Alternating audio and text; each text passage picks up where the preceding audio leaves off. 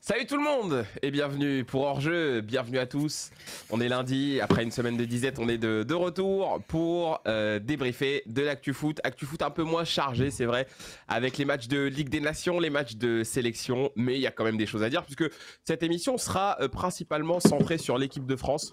On est projetés déjà tous vers le Qatar et c'est un peu compliqué en ce moment. Je peux vous assurer que là, les mitraillettes sont chargées. Je vous le dis. Surtout les gars dans la Pento. team ont beaucoup de choses à dire. Surtout Kanto. Je sais pas ce qui lui arrive aujourd'hui. Il a peut-être pas eu son biberon là, mais il est très très chaud, je vous le dis. Je vous préviens. Il est Si très tu veux très le chaud. biberon, toi n'hésite pas, hein, je peux t'en donner un. Ah, je savais, faut pas le lancer sur ça. Je vous le dis, je l'ai jamais vu comme ça. En général, avant l'émission, il fait toujours le fou, mais là, je vous le dis, j'avais jamais entendu ça. Alors, on va quand même présenter l'équipe et on va commencer par celui qui est toujours très calme, très classe. Il est avec nous aujourd'hui. Ah, c'est merci Scipion. Braque de me Mais présenter. dégage. Ah non, c'est pas moi, c'est le gamin. Merci Braque. Dégage. C'est Scipion qui est là. Salut Scipion, comment ça va? Salut l'équipe, bah écoute, ça va super, plaisir Ouais. de venir débriefer cette petite équipe de France. Il y Ouais. a des choses à dire, ça Ouais. va pas être joyeux je pense, mais on est là. Ah bah en tout cas ça nous fait toujours plaisir quand tu nous rejoins. Bruce est là aussi. Bruce, ça va toujours? Fais pas genre. Mais c'est pour ça que je dis que ça va toujours. Ça va, tranquille, ça va. Eh oui. Tout va bien, content de retrouver le chat. Voilà, content d'être avec vous comme d'hab. Bah oui, parce qu'on était avec Bruce il y a même pas 10 minutes sur un autre live, voilà, mais c'était sur FIFA. Donc on va pas faire les mecs qui viennent de se voir aujourd'hui. Et donc, vous l'avez reconnu dans un nouveau décor, hein, c'est peut-être le 56e décor qui nous présente de la saison. C'est Kanto. Comment ça va, Kanto? Bon, écoute, voilà, je vous présente le décor. Hein. Le décor est aménagé. planté. Ce sera mon nouveau décor de stream cette année. Voilà, je l'ai façonné à ma personne. Mais non, écoute, comment tu veux que ça aille? Je me fais défoncer avec l'OM qui gagne pas un point en Champions League. Je regarde l'équipe de France ils se font fusiller aussi. Abdou, il me répond pas pour FIFA 23. Mais ma vie, c'est de la merde. Qu'est-ce que tu veux faire? Allez, prends ton biberon, Kanto, ça va aller mieux. Non, mais en tout cas, il est très très chaud. Je vous promets que ça va être un débat très animé sur l'équipe de France. Alors, avant de commencer l'émission, bien entendu, super code boosté, comme d'hab. Aujourd'hui, c'est une super code boosté, bien sûr, qui concerne un match international. Angleterre-Allemagne, qui va se jouer ce soir. Il faut que Timo Werner ou Harry Kane soient les premiers buteurs. Voilà, tout simplement. Surtout qu'on le disait avant, grosse attaque, hein, l'Angleterre ces derniers temps. Donc, Ouais. y a de fortes chances qu'il y ait beaucoup de buts, une pluie de buts, je pense. Ouais, ça va être un match voilà, avec beaucoup de buts.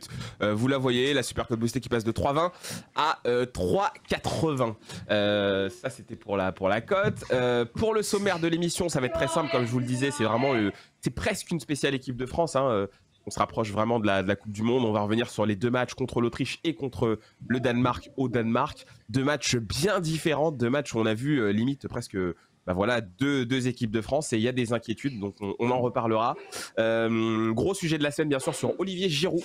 Doit-il être sélectionné pour le mondial? Ça, c'est une question qui se pose de plus en plus. Donc on en parlera. Quelque chose qu'on n'a pas eu le temps de faire pendant nos émissions classiques, c'est nos prédictions sur la première ligue. Voilà, qui terminera champion, qui sera deuxième, qui sera troisième. On sait que là-bas, c'est toujours très intéressant.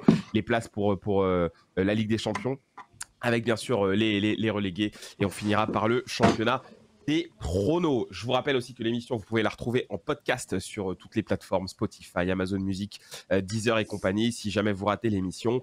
Et bien entendu, on vous fera pendant la saison gagner, vous le savez, vos free bets et tutti quanti. Je vous propose directement d'entrer dans le vif du sujet, messieurs. parlons sur les matchs de l'équipe de France. France-Autriche, donc dans un premier temps, et Danemark-France dans l'autre. Je vais d'abord vous demander votre avis général sur ce que vous avez vu de la France, là. Votre avis général. Qu'est-ce que vous a dit ces deux matchs? Quelles sont les analyses que vous avez envie de tirer, surtout même peut-être plutôt les enseignements que vous avez envie de tirer de ces matchs? On va commencer par toi, Bruce. Ok, bah écoute, le premier match, forcément, on a gagné. L'adversité n'était pas la même et on était à la maison, mais il y avait des choses encourageantes en sachant que bon, on a 1 milliard de blessés, ça a permis de voir des nouveaux joueurs aussi, etc. Donc voilà, on avait vu quand même des choses qui pouvaient être intéressantes. Tout n'était pas parfait, mais il y avait des choses intéressantes. Après, le deuxième match, là, c'est sûr que le match d'hier, c'est plus inquiétant, parce que je me faisais la remarque hier avec le chat. J'ai le sentiment que souvent, quand on joue contre une équipe qui est quand même assez équilibrée, assez solide, notamment avec un milieu de terrain assez fort, avec des joueurs de ballon, là on peut penser à Eriksen hier, ça avait été le cas contre la Croatie, où avec leur milieu à 3, ils nous avaient déglingués. J'ai le sentiment que dès qu'on joue des équipes dans un bon vieux 4-3-3 ou quoi, avec un vrai milieu de terrain, avec en tout cas notre dispositif, bah, on est très vite en difficulté. Et du coup, ça profite à ces équipes-là et ils se régalent face à nous. Donc, c'est ça la réserve que j'ai. Et moi, perso, j'ai de plus en plus de doutes sur ce dispositif de l'équipe de France. Et j'aimerais bien, bon, ça sera sûrement pas le cas, mais j'aimerais bien revenir au système plus traditionnel qui a fait notre force. Même si on n'était toujours pas très beau à voir jouer, mais au moins ça avait le mérite d'être très solide et on pouvait profiter de certaines phases, notamment en contre, etc. et profiter de la vitesse d'Mbappé. Là, j'ai le sentiment qu'on se marche un peu trop dessus, ça écarte pas assez le jeu, notamment parce que tous nos joueurs dans l'axe, offensivement, sont attirés par l'axe et je trouve que c'est pas la folie à ce niveau-là. Donc je t'avoue que je commence à être inquiet parce que là, la Coupe du Monde arrive maintenant, voilà, c'est les derniers matchs de préparation, c'est Ligue des Nations, mais on s'entend. Du coup, je doute de plus en plus au-delà de la méforme et des blessures qu'il y a chez certains cadres, en tout cas. Après, on le voit aussi sur un match comme hier, et dès qu'on joue une équipe assez forte, dès qu'on n'a pas nos cadres dans chaque ligne, notamment défensivement, tu vois, au moins un Varane, peut-être au milieu, un Pogba, mais bon, Pogba, on a de gros doutes sur lui, on ne sait pas dans quel état il sera, mais tu vois, ou un Kanté, même si j'allais dire Chouameni, même si Chouameni, j'ai pas de doute sur lui et pour moi il sera titulaire et lui j'y crois beaucoup.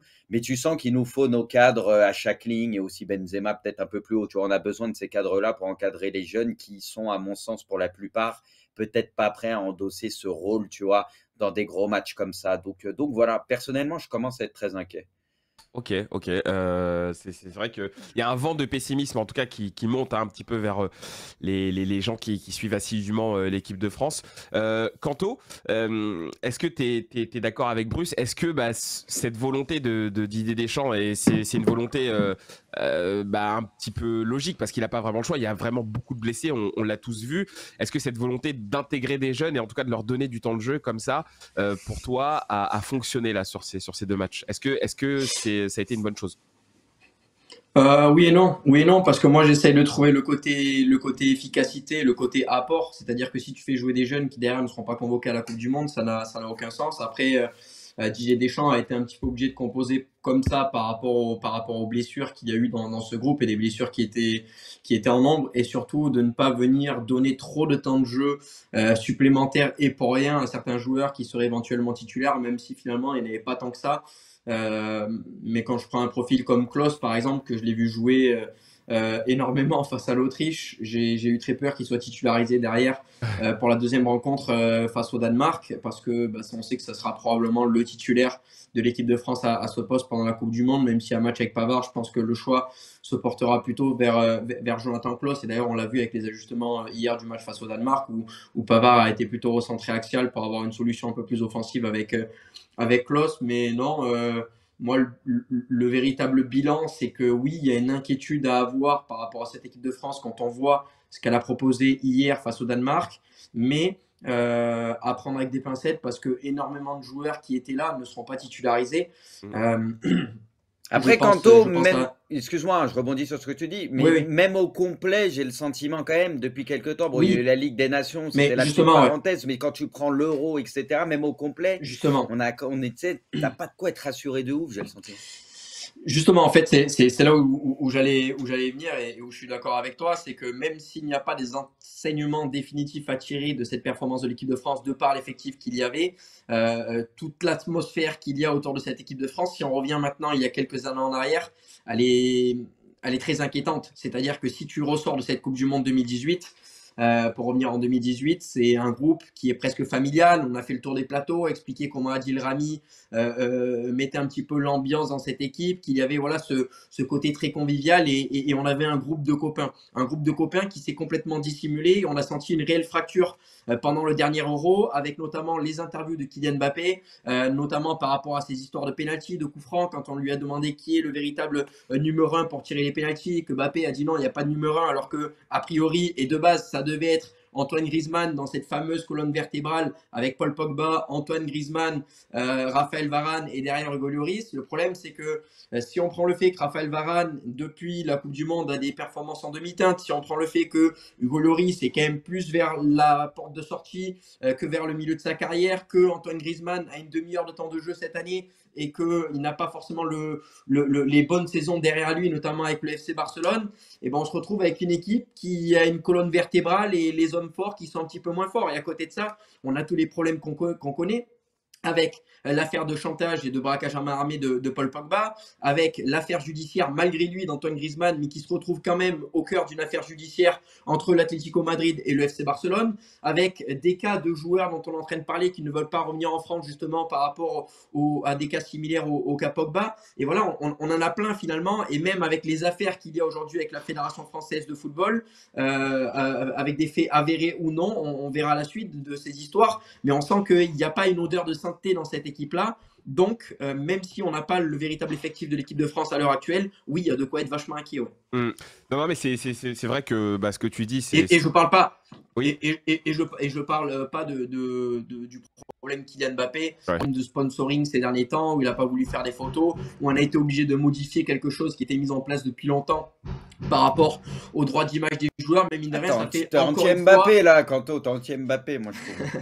Non, mais encore une fois, et je reconnais que Kylian Mbappé est un joueur extraordinaire, il n'y a aucun problème avec ça, mais ça rajoute encore une fois un problème. Faut qu'il soit moins juridique et égoïste un sur le problème terrain de fond, aussi. voilà, dans cette équipe de France, et que ce Kylian Mbappé aujourd'hui, à vouloir prendre trop de responsabilités, peut-être que c'est en train de coincer parce que trop de liberté pour lui, c'est peut-être beaucoup moins de liberté pour les autres. Et si on a un effectif qui est très qualitatif, mais que les joueurs de qualité ne peuvent pas s'exprimer pour qu'un joueur puisse lui trop s'exprimer, je suis pas sûr que c'est rendre service à l'équipe de France. Alors, on fera un focus, je pense, sur Kylian Mbappé. Il avait des choses à dire, Kanto aussi. Hein. Ouais, non, il y avait des choses à dire. J'avais prévenu qu'il était, qu'il allait être très bavard aujourd'hui. Alors, Scipion, cela étant dit, je pense que tu as entendu les avis de Bruce et de Kanto. Moi, j'ai envie de te demander, plus d'un point de vue Coupe du Monde, est-ce que il y a réellement... il y a des raisons de s'inquiéter, mais est-ce que quand la Coupe du Monde va arriver, pour toi, on sera exactement dans la même merde? Est-ce que ça va pas justement se calmer? Est-ce qu'on va pas trouver des solutions? C'est vrai qu'il reste que 2 mois. Est-ce que pour toi, vraiment, la Coupe du Monde va être compliquée? Ouais, c'est vrai qu'il y a quelques semaines qui vont passer, on va peut-être oublier un peu cette tempête danoise qui nous a roulé dessus, mais bon, on va les retrouver et du coup on se dit est-ce qu'on est vraiment favori de notre groupe qui était à notre portée avec la Tunisie et l'Australie. Donc je rappelle qu'en huitième on peut potentiellement tomber sur l'Argentine, une équipe. Voilà, c'est peut-être le schéma inverse de 2018 quoi. La France en favorite contre une Argentine un peu outsider avec les problèmes de Sampaoli et tout. Là pour le coup c'est peut-être l'inverse, donc attention.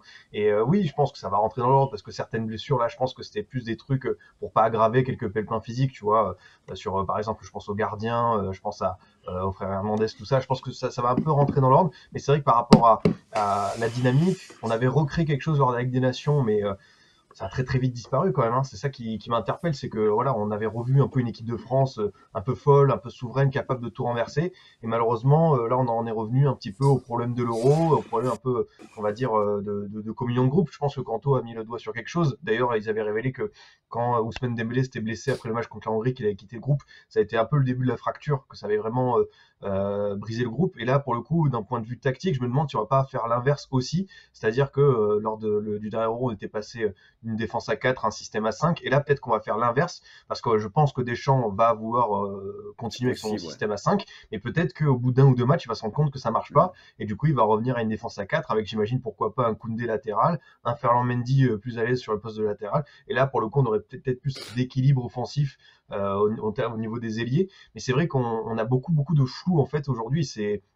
Et c'est regrettable parce que c'est une équipe de France qui doit envoyer des signaux forts normalement. Alors oui, il y a beaucoup de blessés, mais voilà, on est toujours un petit peu inquiet. Et je pense que le point fondamental, on a commencé à le dire, c'est aussi le milieu de terrain. C'est que quand t'es Pogba, quand ils sont pas là, moi j'aime beaucoup Tchouaméni aussi, hein, mais Tchouaméni seul, il pourra pas faire grand chose à la Coupe du Monde. Donc là, plus on avance, plus je pense que Pogba n'y sera pas. J'ai l'impression que physiquement c'est très compliqué. Et Kanté à l'Euro, il était en méforme, ça nous a fait mal. Kanté il était complètement cramé après sa saison folle avec Chelsea en Ligue des Champions et tout. Du coup, en fait, là, pour le coup, on a un autre dilemme, hein, c'est la Coupe du Monde en milieu de saison. Est-ce que les joueurs sont prêts physiquement?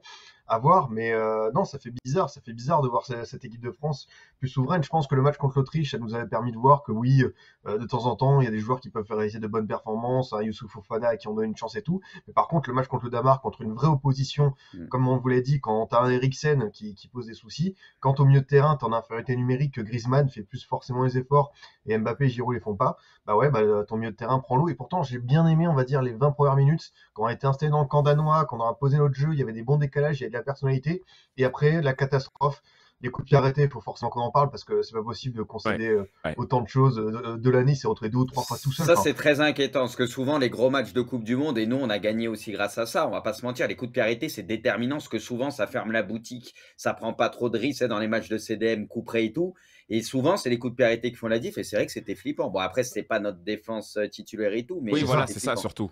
Non, mais ça nous a rapporté en 2018, Varane contre l'Uruguay, Umtiti contre. Umtiti, ouais. Griezmann à chaque fois à la baguette, ouais.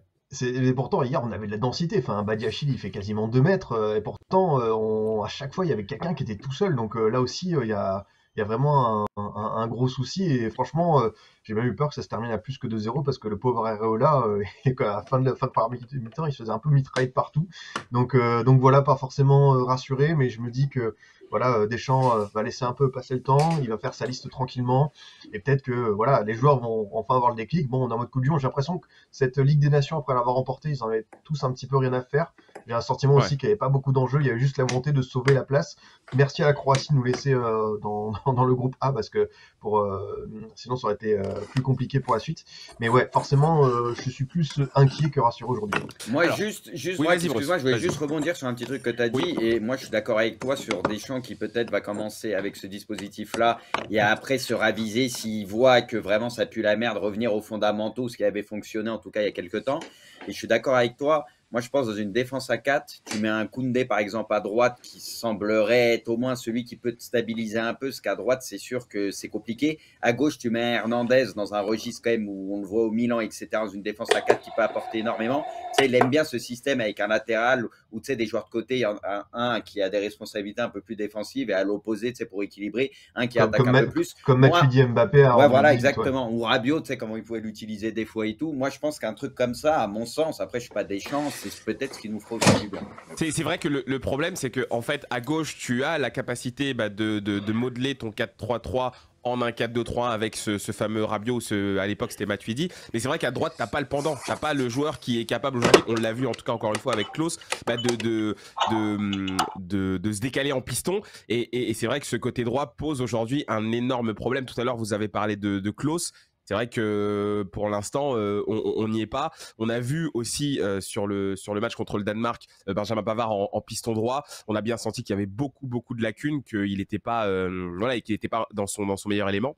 Donc c'est vrai que d'un point de vue tactique, pour le moment, je me tourne vers toi, Kanto. On a la sensation que Deschamps, même s'il a des dispositifs préférentiels, on sent qu'il ne sait pas vraiment en fait avec quel dispo il va jouer à la Coupe du Monde. On a l'impression que c'est pas encore clair dans sa tête. En fait, parler de Didier Deschamps, c'est quand même très particulier parce qu'il y a un passé de joueur qui est très bon. Il y a un passé d'entraîneur qui, de par son parcours avec l'AS Monaco, avec l'Olympique de Marseille, son titre, etc., et son titre de champion du monde, par exemple, avec l'équipe de France, c'est un mec qui a toujours été considéré comme les meilleurs entraîneurs. Et là, maintenant que ça se passe un petit peu plus mal, on ressort un peu partout que finalement, c'est un grand meneur d'hommes, mais c'est pas un grand tacticien. Peut-être que c'est vrai, peut-être que c'est faux, mais en tout cas, j'ai l'impression que Didier Deschamps, il a toujours essayé de faire avec les hommes forts qu'il avait dans son équipe. On sait que, par exemple, son dispositif pendant la Coupe du Monde, qui était révolutionnaire sans l'être, mais le fait d'avoir par exemple un Blaise Matuidi en position d'ailier droit pour défendre, au début on se demandait tous pourquoi, et finalement Ailier gauche. bétonner, ailier gauche, pardon, Ouais. finalement bétonner, c'est quelque chose qui a plutôt marché. Là le problème c'est que Deschamps il essaye de s'appuyer un petit peu sur la mode du moment par rapport au système de jeu. Il voit qu'il y a des équipes qui arrivent très bien à jouer comme ça et qui mettent beaucoup d'intensité dans leur jeu et qui arrivent à se procurer beaucoup d'occasions. Le problème, c'est est-ce que l'équipe de France aujourd'hui est armée pour jouer de cette manière-là? Est-ce que l'équipe de France a 3 défenseurs centraux avec suffisamment d'expérience pour, au plus haut niveau, arriver à ne pas prendre de but? Est-ce que l'équipe de France a des latéraux suffisamment qualitatifs à l'échelon international? On sait que Théo Hernandez, oui, sans aucun problème. On sait qu'à droite, par exemple, Jonathan Klaus, qui est un joueur que j'adore, et vous savez que je suis supporter de l'Olympique de Marseille, aujourd'hui, Klaus ne fait pas partie des plus grands latéraux droits du monde. Fallait tester Kaloulou, Kanto, moi je pense. Parce que Kaloulou, il a un peu sous-côté. Je suis d'accord. Il est très bon dans l'axe, il est utilisé dans l'axe, mais lui, il peut servir dans une défense à 3, parce qu'il a l'habitude de l'axe, pas forcément une défense à 3. Et à la base, il joue aussi latéral. Je pense qu'un Kaloulou, honnêtement, quand je vois ce qu'on a côté droit, je comprends pas pourquoi Deschamps n'a pas essayé à un moment donné, à mon sens. Mais... Pour moi, Klaus va être un très bon faire-valoir en équipe de France. Ça va être un très bon joueur qui peut apporter une solution différente pendant un match face à des équipes comme l'Australie, face à la Tunisie ou face à de grosses équipes lorsqu'il va rentrer. Mais de là être un titulaire en puissance face à des équipes comme l'Allemagne, comme le Brésil, etc., c'est un peu plus compliqué. En fait, il faut arriver à faire la différence entre le football de club et le football international. Pourquoi? Parce que le football de club, les joueurs qui jouent dans les plus grands clubs des championnats vont jouer la plupart du temps face à des équipes qui sont plus faibles et leurs efforts, que ce soit positifs ou négatifs, ce qu'ils vont faire va être relativement lissé dans une saison. C'est-à-dire qu'un joueur qui va enchaîner les bonnes prestations, ça va être lissé dans une saison pour avoir un résultat global. Et un joueur qui va faire des petites boulettes, finalement, si à côté il arrive à les compenser, on va considérer quand même qu'il a fait une bonne saison malgré ses petites erreurs. Le problème, c'est que le football international, c'est savoir répondre présent le jour J. Pourquoi? Parce qu'il y a très peu d'échéances. Je vais arriver à parler. Très peu de temps, exactement, pour se préparer, mais également lors des matchs. C'est-à-dire que cette défense à 3, même si elle est correcte, même si elle est composée de bons joueurs, comme on l'a dit tout à l'heure, une Coupe du Monde, la France a su la gagner avec les têtes de Varane, avec les têtes d'Umtiti et savoir bétonner derrière. Mais si, à contrario, cette solidité défensive, on n'arrive pas à l'avoir sur une Coupe du Monde en quart de finale, eh bien, la moindre petite erreur de marquage sur un corner ou sur un centre, le fait de ne pas attaquer le centreur ou des choses comme ça, comme on a pu en voir hier des dizaines et des dizaines face au Danemark, le problème, c'est qu'en Coupe du Monde, ça ne pardonnera pas et la France s'arrêtera en huitième ou en quart de finale, ou peut-être même avant, selon la malédiction des champions du monde qui sautent des phases de poule. Mais ce que je veux dire, c'est que même si les systèmes sont toujours perfectibles en club, en sélection nationale, c'est quand même très différent. Et je pense que c'est quand même très difficile de tenter des coups de poker. Et là, j'ai l'impression que Deschamps est en train de tenter un réel coup de poker et c'est ça qui me plaît pas parce que la sauce ne prend pas et tenter un coup de poker pour une Coupe du Monde, c'est compliqué. J'aimerais me tromper de tout cœur et j'espère qu'on reprendra cet extrait à la fin de la Coupe du Monde et qu'on me dira que j'ai dit de la merde de A à Z. Mais voilà, j'ai des craintes par rapport à ça. Mais c'est vrai que si on regarde bien, Deschamps c'est pas un mec qui est fait pour tenter des coups de poker. Deschamps c'est un mec qui est fait pour avoir des idées claires, qui est ultra pragmatique. Sauf au premier match de la Coupe du Monde, Braque. Premier match du mondial, sauf au premier match. Je pense qu'il s'était trompé là. Bah non, il a écouté les gens, tu vois. Les gens voulaient tous Dembélé devant. Ah bah oui. Mais ça lui ressemblait pas. Se rappeler. Ça lui ressemblait pas, tu vois, la compo de ce match. Et non. En 2018, rappelez-vous de l'énorme pression médiatique qu'il y avait autour de Didier Deschamps et de ses titularisations sans arrêt d'Olivier Giroud qui était ultra critiqué comme il a été tout au long de sa carrière parce qu'à côté on avait des joueurs avec des profils ultra feu follets. On pense à des Ousmane Dembélé, à des Kylian Mbappé et on voulait des feux follets de partout. Parce que les gens ils veulent FIFA, ils veulent du fut, ils veulent des mecs agiles, des joueurs, allez hop, c'est l'équilibre, ils s'en battent les reins. Même sans comparer à FIFA, les gens veulent le football total, veulent le joga bonito, veulent le spectacle, veulent la percussion, ils veulent ce football offensif. Le problème, c'est qu'on a vu que dans l'équilibre d'une équipe, même avec ce football offensif, ben finalement, on n'a pas été si offensif que ça face à l'Australie. Ouais. Et si on se rappelle même le but de Pogba avec cette transversale rentrante où on ne savait pas si le ballon... C'est un but un peu bien heureux. Exactement, c'est une performance finalement qui a été bien heureuse. Donc des fois, il faut arriver aussi à se remettre en question, nous, par rapport à ce qu'on désire. Et c'est pour ça qu'il va falloir arriver à trouver la bonne alchimie très rapidement. On sait qu'en plus de ça, c'est une préparation très particulière avec une Coupe du Monde qui arrive dans une période de la saison et très particulière face aux autres années. C'est pas le cas que pour l'équipe de France, mais pour plusieurs autres équipes. Sauf que voilà, le problème, c'est que nous, dans cette équipe de France, dans cette défense à 3, et ben là, on s'est retrouvé avec Saliba, on s'est retrouvé avec Badiachil, on s'est retrouvé avec Upamecano, alors que sincèrement, pendant la Coupe du Monde, aucun des trois ne sera titulaire, a priori. Alors, moi, il y a un truc sur lequel j'aimerais revenir, Scipion, parce que c'est vrai qu'on dit très souvent que l'équipe de France a un vivier de joueurs incroyable, qu'on a des joueurs de partout.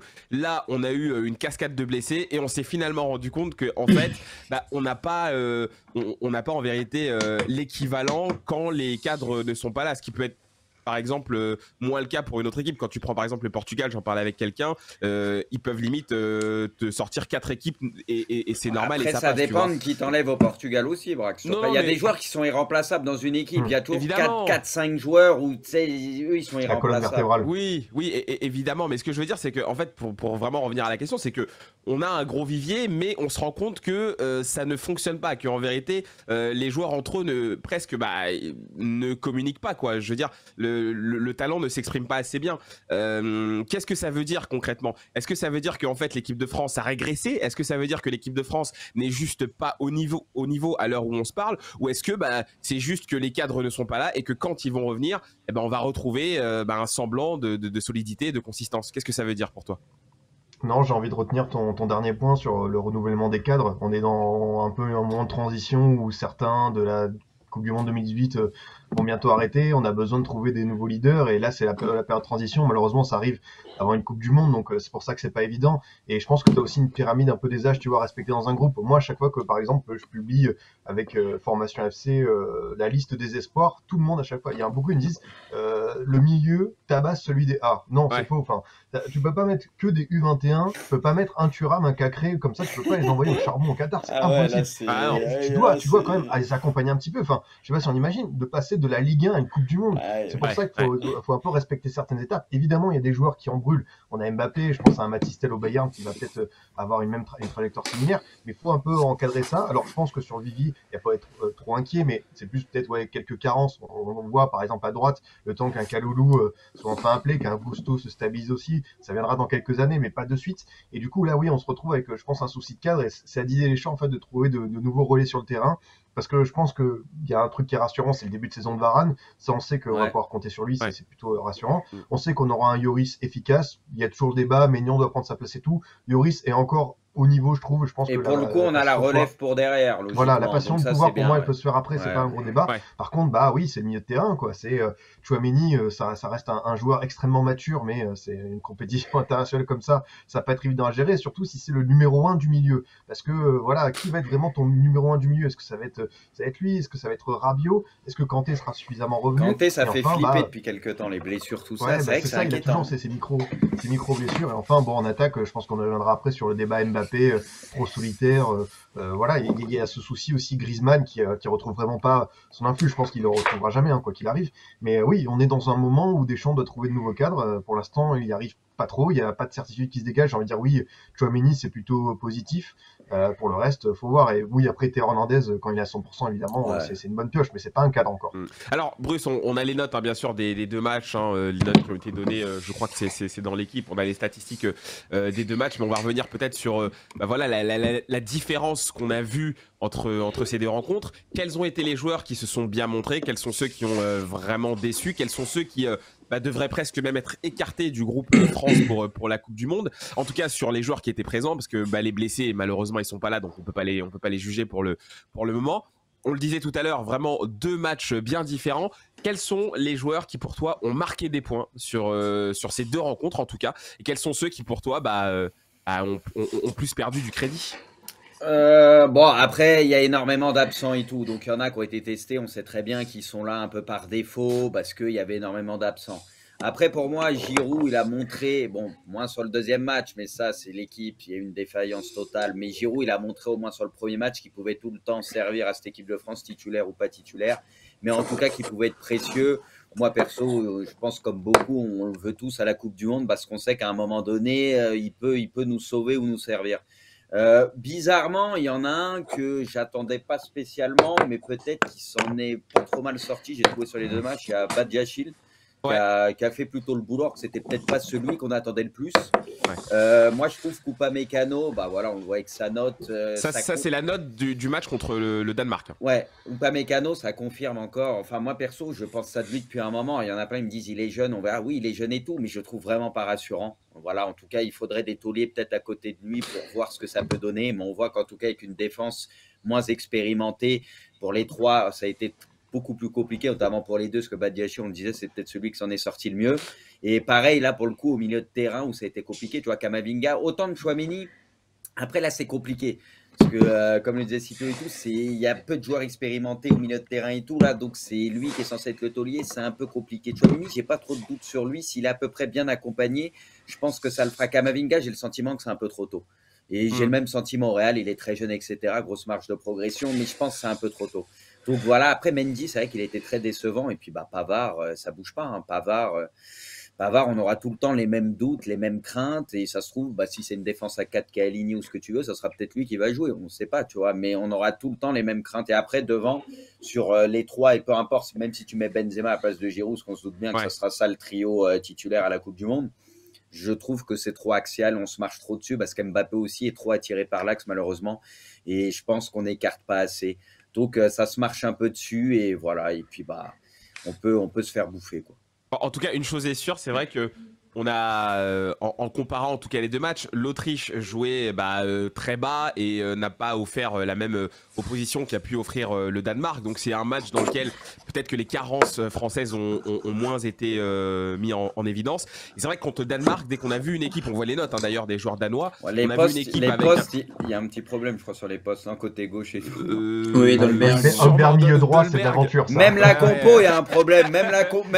Dolberg milieu gauche, même Galtier n'a pas tenté ça. Ah ouais. Hochberg ailier droit, pas mal aussi. Bon, on va régler ça. Merci Poineau, hein, encore une fois. Mais non, mais tout ça pour dire qu'en tout cas, on a vu des séquences dans ce match-là contre le Danemark. Même si, comme l'a dit Scipion tout à l'heure, on a bien commencé. On a vu des séquences où l'équipe de France s'est vraiment fait balader, s'est vraiment fait malmener. Et c'est là où, très clairement, je pense que le match contre l'Autriche était peut-être même un peu moins intéressant finalement à analyser parce qu'on n'a pas vu les mêmes problèmes dans ce match-là. Donc finalement, quand on voit les notes de l'équipe là sur ce match contre le Danemark, on voit qu'il y a beaucoup de joueurs en tout cas qui sont passés à côté, même si certains, comme Badiachil, ont en tout cas répondu présent. Kanto, je te pose la question à toi du coup maintenant. Quels sont tes tops et tes flops là sur ces matchs? Les joueurs qui pour moi ont gagné du crédit comme Bruce, c'est un joueur que je n'attendais pas du tout. Badiachil, pourquoi je ne l'attendais pas? Parce que déjà on parlait de Disasi en équipe de France. Moi j'ai le plus grand fan de Disasi, même si je pense que c'est un joueur en devenir, mais là à l'heure actuelle je ne le trouve pas encore prêt. J'ai été étonné de voir Badiachil. Après on sait que c'est le 3e dans la liste et ça fait qu'il a été recherché Didier Deschamps et on sait qu'il est à l'heure actuelle derrière Hernandez et derrière Presnel Kimpembe. Donc à voir. Mais en tout cas, il a été bon. Fofana, même s'il ne fait pas une super entrée face au Danemark, je pense que c'est un garçon qui a gagné du crédit, notamment dans ce match face à l'Autriche, parce que c'est quelqu'un qui a osé en fait et jouer au milieu de terrain en équipe de France.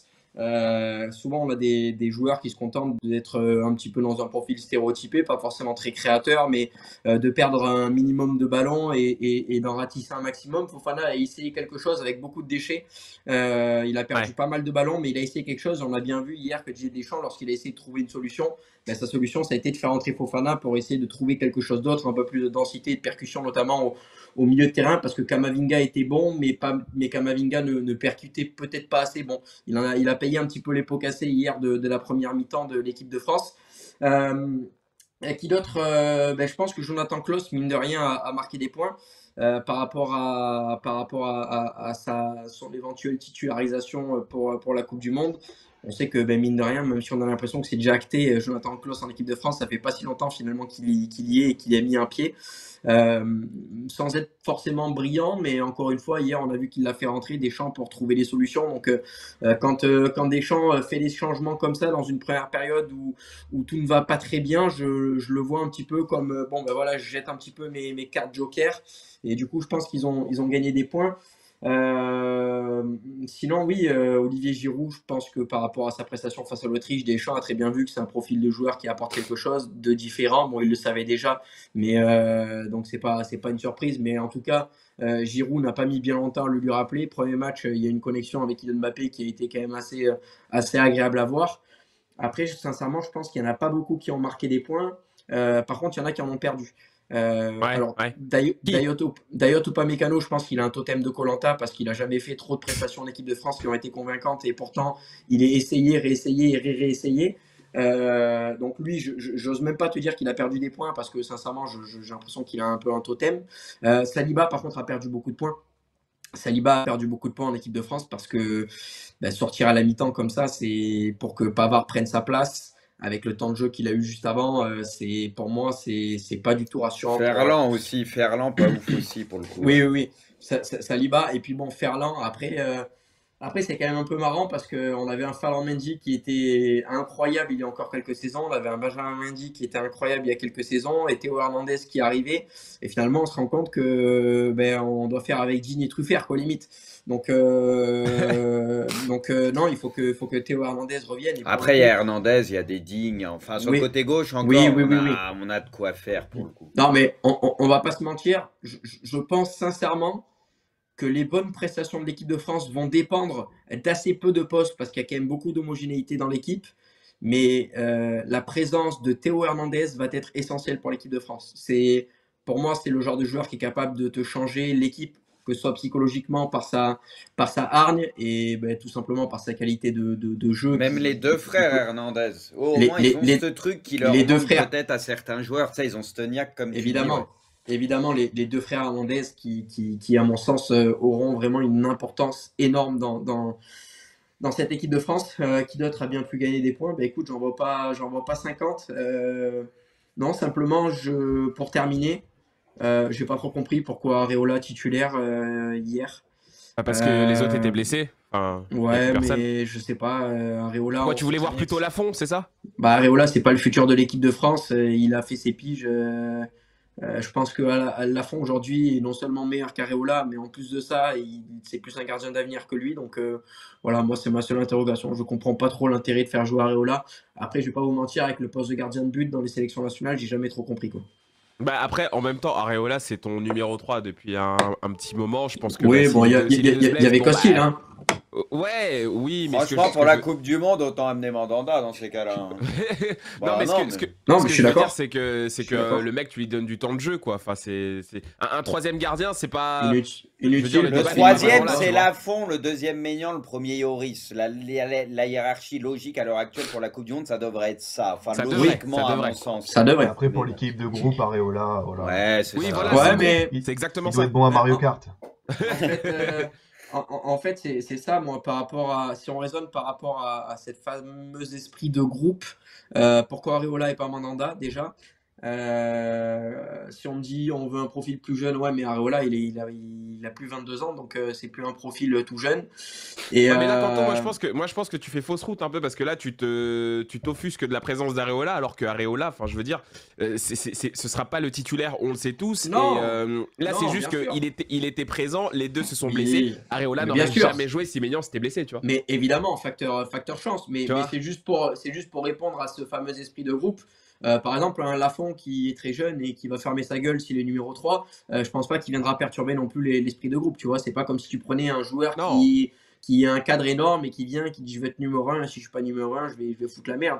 Puis c'est des expériences de vivre une Coupe du Monde avec un Lafont qui potentiellement, dans le futur, vu comme c'est parti, ça peut être notre deuxième meilleur gardien derrière Maignan, tu vois. Ça prend ce chemin. Donc en fait, de vivre une Coupe du Monde, déjà, même si t'es troisième gardien, c'est quelque chose, je pense.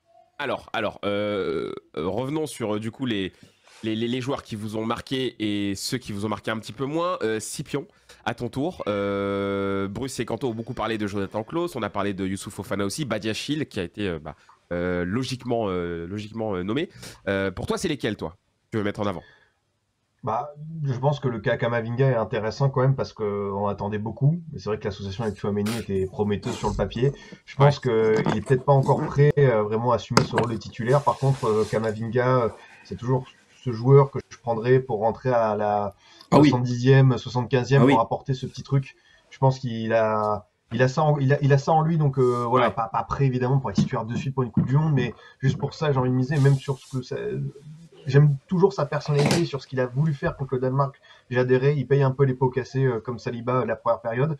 Donc voilà, moi je lui en veux pas personnellement, ça a été un peu un naufrage collectif. Je pense que Olivier Giroud, c'est quand même, on retiendra surtout son match contre l'Autriche, et contre le Danemark, c'était un peu plus compliqué. Mais voilà, on a besoin de ce profil-là, de ce type de joueur. Et même quand on regarde ce qu'il fait avec le Milan, c'est un joueur qui marque des buts très importants en fin de match. On a besoin de ça, on a besoin de son vécu. Donc voilà, en plus, une liste de 23, il sera pas de trop. Donc, et je pense qu'il y a toujours cette espèce de question, est-ce qu'il est prêt à être remplaçant et tout à son âge. Enfin, lui, je pense Bien que ça sûr. ne Oui. pose pas de souci. Hein. Bien sûr. Voilà, il a déjà une Coupe du Monde. Je pense que lui, il se contentera d'être remplaçant. Et là, il y aura pas de problème pour Et il sait qu'il aura un rôle, même avec quelques minutes. Il sait Bien qu'il sûr. peut avoir un rôle avec quelques minutes par match. Il le sait. Donc, Puis il sait qu'il peut avoir son nom dans la prochaine chanson de VG Dream aussi, donc ça aussi, ça a de l'impact. Ça compte. Ça m'étonnerait Et que ce soit lui. Oui, vas-y. Non, mais pour terminer, après, ça concerne aussi le match de l'Autriche, mais Varane, c'est positif parce que, comme j'ai dit, il y a tellement une cascade de blessures qui concerne beaucoup de cas de l'équipe de France. Ça fait du bien de retrouver un Oui. Varane comme ça, un peu dans la continuité de ce qu'il fait à Manchester United avec Lisandro Martinez, une belle paire. Et là, pour le coup, on aura besoin, je pense, d'un Varane, il sera peut-être pas à 100% physiquement et tout, mais au moins d'un Varane patron, d'un leader de défense. Voilà, je pense qu'on a besoin de lui vraiment pour diriger cette défense à 3 avec un Lucas à gauche, un Koundé à droite. Je pense que là, pour le coup, son match contre l'Autriche, je me suis dit, oui, là, il y a du positif. Ouais. Et voilà, après, sur les monégasques, type Fofana et Badiachil, je sais pas trop ce qu'on peut en penser, est-ce qu'il y aura un lendemain. C'est vrai que Badiachil a cet avantage d'être gaucher et de pas s'être loupé, contrairement à d'autres, sur ce rendez-vous-là. Donc, c'est vrai que, compte tenu peut-être des absences de certains, il peut vite gratter sa place dans les 23. Et Youssouf Fofana, il a cet avantage, c'est que c'est un joueur qui comprend extrêmement bien le double pivot au milieu de terrain. Donc, au moins, tu sais que tu peux voyager avec lui. Alors, peut-être pas titulaire, mais au moins, il comprend les subtilités de ce rôle. Ouais, et puis Youssouf Fofana, on va pas se mentir, il t'apporte quand même quelque chose, ne serait-ce qu'à la création. On sait qu'il a un vrai coffre, on sait qu'il a physiquement aussi beaucoup de qualités, mais même dans la construction, c'est un joueur qui peut avoir des qualités intéressantes, même si on a vu quand même un petit peu de déchets. On a vu qu'il a perdu Ouais, quand même pas mal de ballons. la reprise en fin de première La période et tout. reprise, elle est dure. Voilà, on voit qu'il y a du déchet, mais on voit que ça peut être un joueur intéressant. Après, est-ce qu'il est prêt, voilà, pour ce défi? Voilà, la question peut se poser. Quels ont été maintenant, Scipion, pour toi les flops, les joueurs qui se sont manqués? Non mais ça va pas être possible là, ça va pas être possible. Manteau. La guitare Reine des Neiges, c'est ça? Non, mais il est sérieux, C'est lui. du il merchandising. est ravagé, lui. Ah ouais, non mais c'est trop là. Vas-y Scipion, vas-y. Joue-moi l'hymne de la Ligue des Champions si t'es capable. Ah, Compliqué là, je crois. Non, Upamecano, c'est un cas parce que d'habitude, quand tu fais une étape, on va dire club intermédiaire type Leipzig et tu vas dans un très grand club comme le Bayern, normalement, tu réussis à comprendre les subtilités et aller un peu plus loin par rapport à ton niveau. Et lui, j'ai l'impression qu'il n'a toujours pas eu ce déclic par rapport au Bayern parce que c'est vrai, il y a certaines performances. Alors oui, contre le Barça, ça allait, mais par contre, en sélection, j'ai l'impression qu'on n'a jamais vu vraiment le Upamecano. En fait, c'est un joueur qui est tellement sûr de ses forces physiques qu'il peut toujours rattraper l'adversaire, mais ça lui joue un peu des tours. Ouais. Je pense pas que ce soit de l'arrogance, mais c'est peut-être un petit excès de confiance qu'il a en lui. Et c'est vrai que Deschamps lui a encore donné une chance, c'est pas passé. Donc je pense pour le coup, le wagon de la Coupe du Monde, c'est fini pour lui. Malheureusement, je pense que je trouve qu'il a un là, on peut problème le d'appréciation par moment. Tu sais, je trouve Ouais, non. que, je sais pas, par rapport à l'espace autour de lui, le ballon, et des fois, il a un problème d'appréciation et c'est ça qui le met dans la sauce souvent. Enfin, j'ai remarqué quand il se trouve ou quoi, des fois, tu vois, j'ai remarqué, c'est par rapport à ça. Je sais pas, c'est très bizarre. Je suis d'accord avec toi et on l'avait vu, je sais plus, dans un match, il y a un clip qui avait tourné justement sur lui où tu le voyais se faire un petit peu balader et tu voyais qu'en fait, comme tu dis, en fait, il avait mal lu la distance C'est qu'il ça, sur la séparait de lecture, son... exactement. qu'il séparait de son adversaire et du coup, en fait, ça fait qu'il part en retard. Alors que, comme le disait Scipion, il a les qualités, mais le problème, c'est que comme il part en retard, t'es mort en fait, tu vois. Et c'est vrai qu'il a un problème sur ça. Vas-y, Scipion.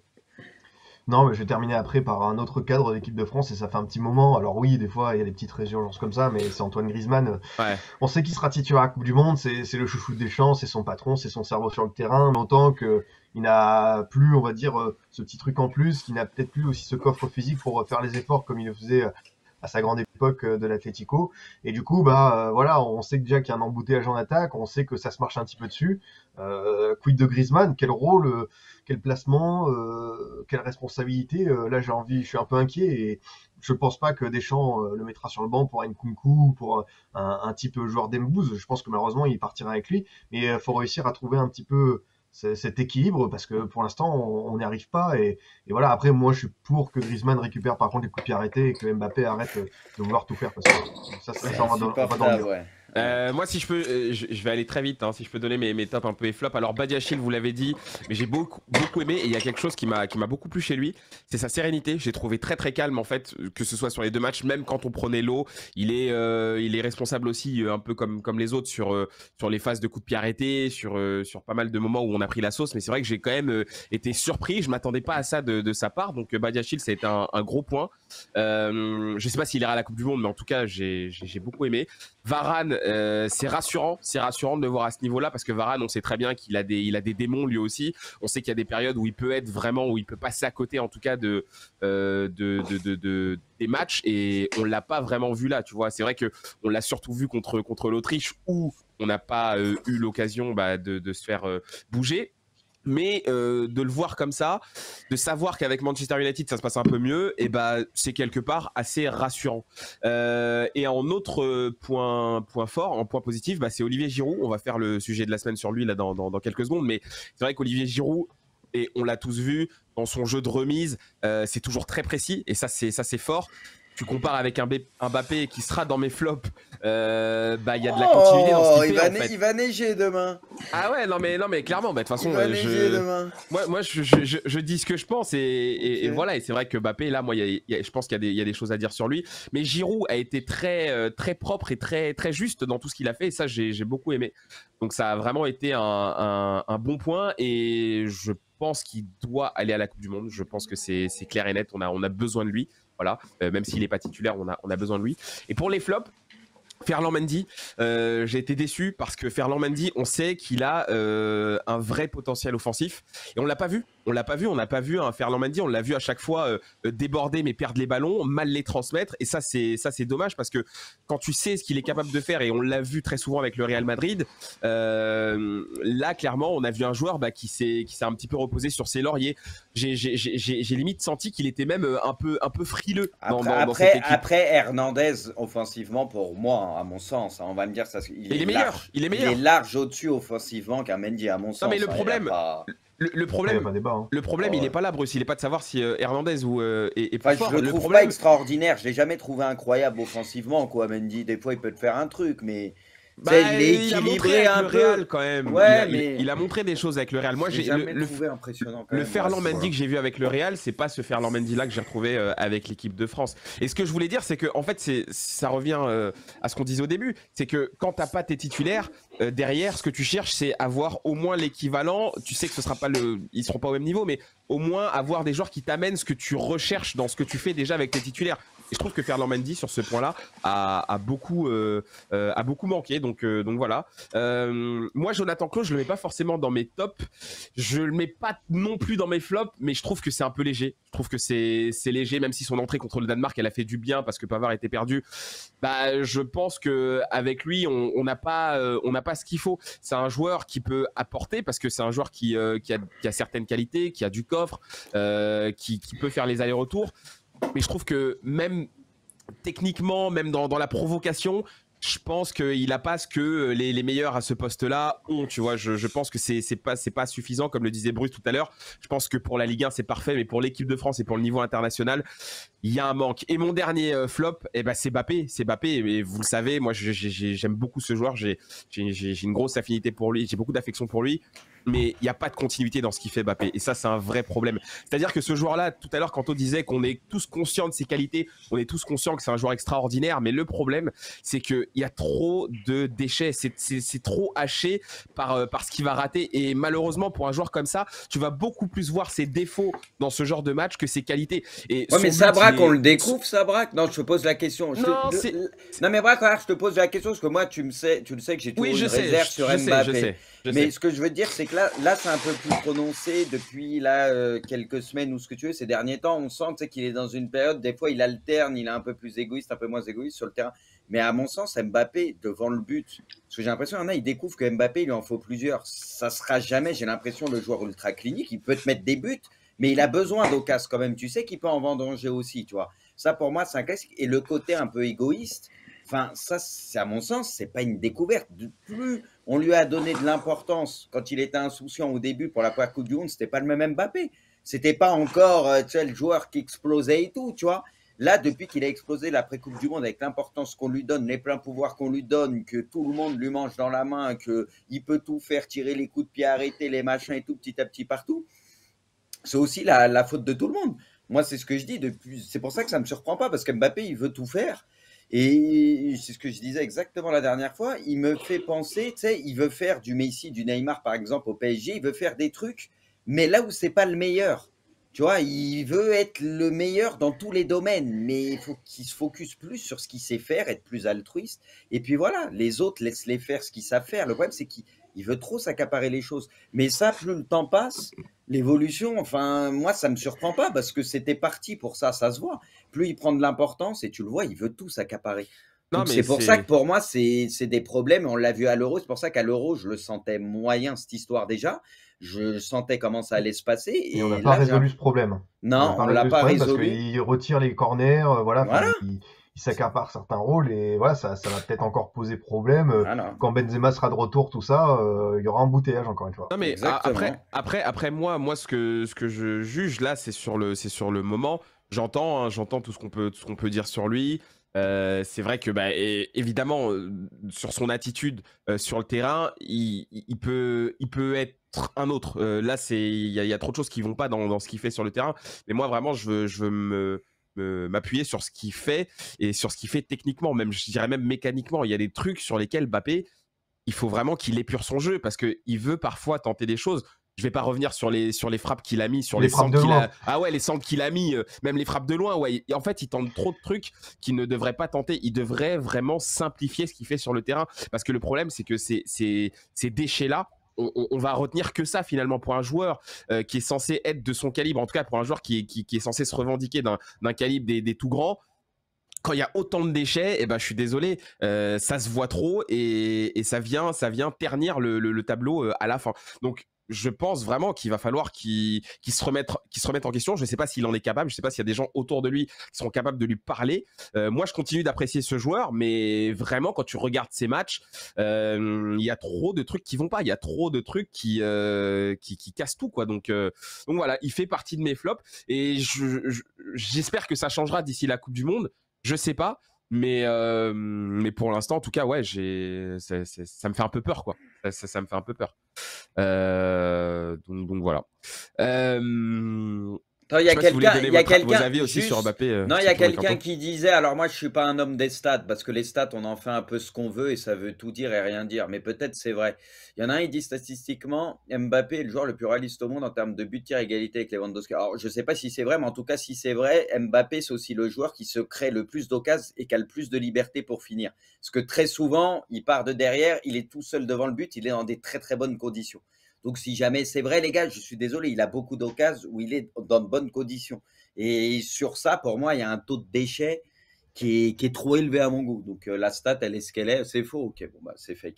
Moi, je Bon, sais pas le mec qui a sorti ça parce que c'est vrai que ça paraît quand même surprenant parce que pourtant, il se crée énormément d'occasions dans de bonnes conditions et je trouve qu'il en loupe beaucoup, moi, à mon sens. Mais bon. Quanto, t'avais déjà donné un petit peu ton avis sur Mbappé, mais du coup, toi, sur ces deux matchs, euh, qu'est-ce qui devrait changer pour toi?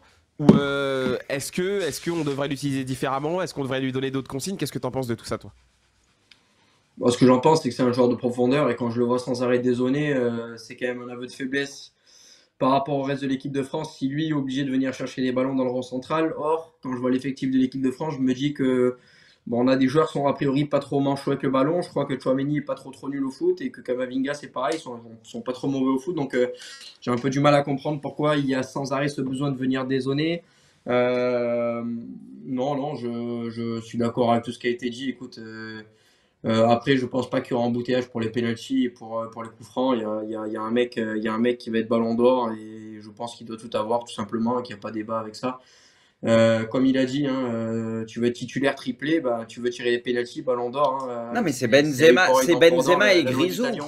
C'est Benzema et Grisou qui doivent Oui, se oui. partager, enfin les coups de pied arrêtés, les pénaux Benzema ou Grisou, parce que ça va aussi, mais Non, normalement mais Benzema et tout ce qui est coups de pied arrêtés hautes, c'est Grisou normalement la plupart, tu vois. non, mais je suis d'accord, mais voilà, mais c'est un joueur qui a toujours raisonné sur le mérite. Voilà, moi j'ai fait ça, si tu fais pas mieux que moi, ben, dans ce cas-là, tu dois un petit peu tout me donner. Ben, oui, je suis d'accord avec lui.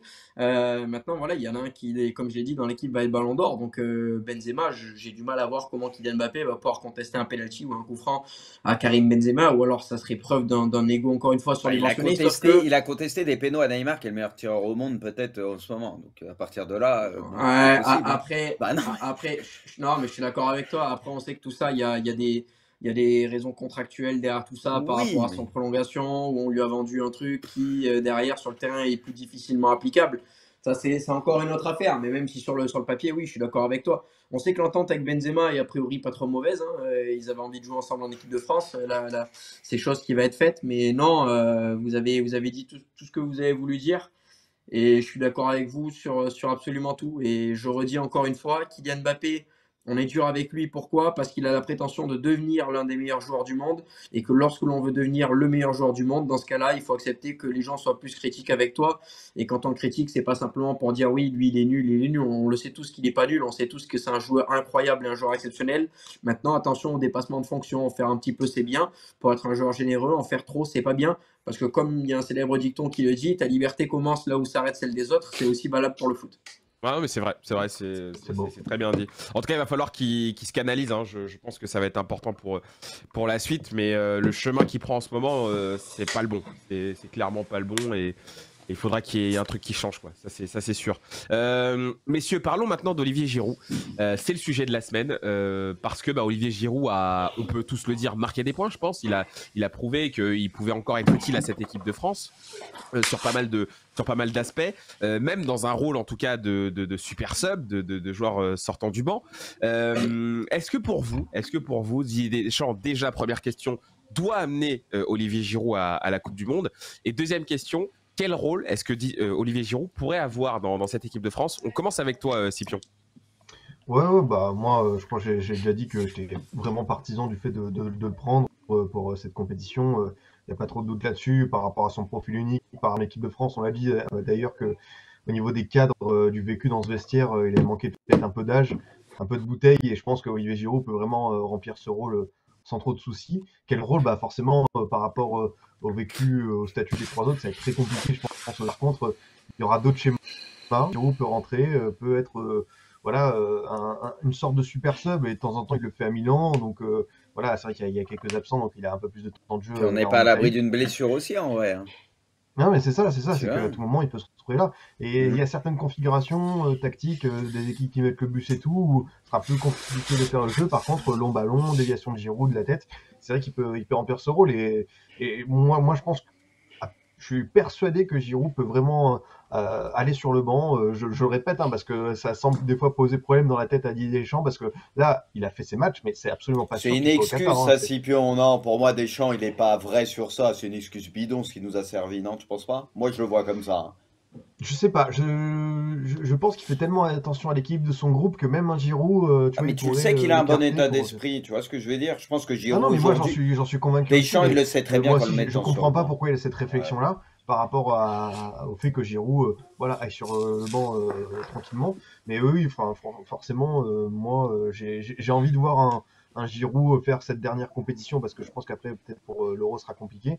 Mais moi je suis voilà, par rapport à ce qu'il a pu faire en équipe de France, à ce qu'il montre du côté du Milan, et surtout son profil unique, parce qu'on n'a pas un joueur comme ça. On a besoin d'un Giroud au cas où il y a des matchs un peu plus compliqués. Et vu la configuration de notre groupe, à part le Danemark, Tunisie, Australie, ça va pas être simple de pratiquer du beau jeu. Donc un Giroud d'entrée pourrait nous faire beaucoup de bien. Donc ouais, moi je prends Giroud sans trop de soucis. Dans une liste de 23, je sais que Deschamps, lui, il veut vraiment faire une liste de 23. Apparemment, on a le droit à une liste de 26. Lui, il est strict, hein, c'est que 23. Mais bon, Didier, t'as le droit d'en prendre 3 autres. Hein. C'est légal. On Hein. va espérer c'est qu'il n'y ait peut-être pas. aussi pour mettre la pression sur les joueurs, c'est peut-être aussi ça. Ah oui, je pense. Après peut-être que les 150 blessés qu'on a en ce moment, ça va peut-être le faire réfléchir aussi. Il va peut-être se dire, allez, pourquoi pas étendre un peu de ça, parce que bon. Non mais en tout cas une chose est sûre, Giroud c'est quand même un joueur qui pèse énormément hein, sur les défenses et voilà ce profil là comme tu le disais Scipion, moi c'est ce que je disais tout à l'heure, on en a besoin parce que c'est un joueur qui peut insinuer le doute dans une surface, c'est un joueur qui peut créer des espaces et ça c'est super important. Évidemment que Benzema c'est le titulaire incontestable avec Griezmann, avec Mbappé. Il n'y a pas de problème, mais Giroud, je pense même que dans un match où tu vas faire tourner, dans un match où tu vas avoir besoin justement de changer de système, tu peux le faire entrer et l'associer avec d'autres. Et c'est là où moi je pense que Deschamps a tout intérêt en tout cas à l'emmener avec lui, parce qu'en fait c'est une cartouche. C'est ça en fait, moi je le vois comme une réelle cartouche, Giroud, pour justement avoir plus de possibilités, plus de variété dans ton jeu. Si tu ne le prends pas avec toi, sur le banc tactique, tu as Nkunku. Nkunku, moi, je l'adore, mais je veux dire pour l'instant c'est encore un peu jeune aussi. Et puis il a un profil où il évolue un petit peu dans la même zone que Griezmann. Je veux dire, t'as pas l'équivalent d'un Giroud en tout cas aujourd'hui dans le vivier français. Donc je pense qu'il a tout intérêt à l'emmener. Kanto, toi t'en penses quoi toi? Giroud. J'en pense que. Oui, non, mais j'ai bien compris. En fait, c'est juste des débats qu'on n'est même pas censé avoir. Si tu comprends un petit peu le football, évidemment, je ne sais pas comment on peut passer des heures à disserter là-dessus. Le seul problème d'Olivier Giroud, c'est la brouille avec Mbappé et la brouille avec Benzema. C'est les seuls problèmes pour lui. Sauf qu'entre-temps, on a vu qu'il y a eu une sorte de paix qui a été faite entre Benzema et Giroud. Benzema a l'air quand même d'avoir vachement changé ces dernières années. Et là, on n'a plus le même homme. Et Il est on en n'a plus le dehors même des footballeur. histoires, Donc, Benzema, oui. Il est plus dans les trucs, ça se voit, lui. Il est voilà, pas dans les histoires, exactement. oui. Exactement. Il s'est recentré à fond sur sa carrière plutôt que dans la concurrence. Et les soi-disant brouilles avec Mbappé, par rapport à ce qu'on a vu avec l'Autriche, les deux avaient l'air quand même assez contents de jouer ensemble. Et Kylian Mbappé a enfin compris qu'il pouvait tirer parti d'Olivier Giroud parce que Giroud attire beaucoup de joueurs sur lui de par sa position en pivot et son jeu à une touche. Et il peut permettre à Kylian Mbappé de jouer avec énormément d'espace devant lui. Et c'est tout ce qu'aime Kylian Mbappé dans son jeu. Donc, non, de par sa possible cohésion avec Kylian Mbappé ou avec Karim Benzema, il faut le prendre. De par son profil face à des équipes comme l'Australie ou la Tunisie qui a priori vont jouer quand même dans un bloc assez bas, avoir un pivot ou une tour de contrôle, c'est aussi important. Et non, dans une Coupe du Monde, il faut avoir un maximum de profils. Et quand on a un profil comme lui qui est en forme, qui fait une bonne saison, qui marque des buts et qui s'entend dans le jeu avec absolument tout le monde, je ne vois pas pourquoi on s'en passerait. Donc non, pour moi, il n'y a pas de débat possible. Oui, évidemment, qu'il doit être sélectionné.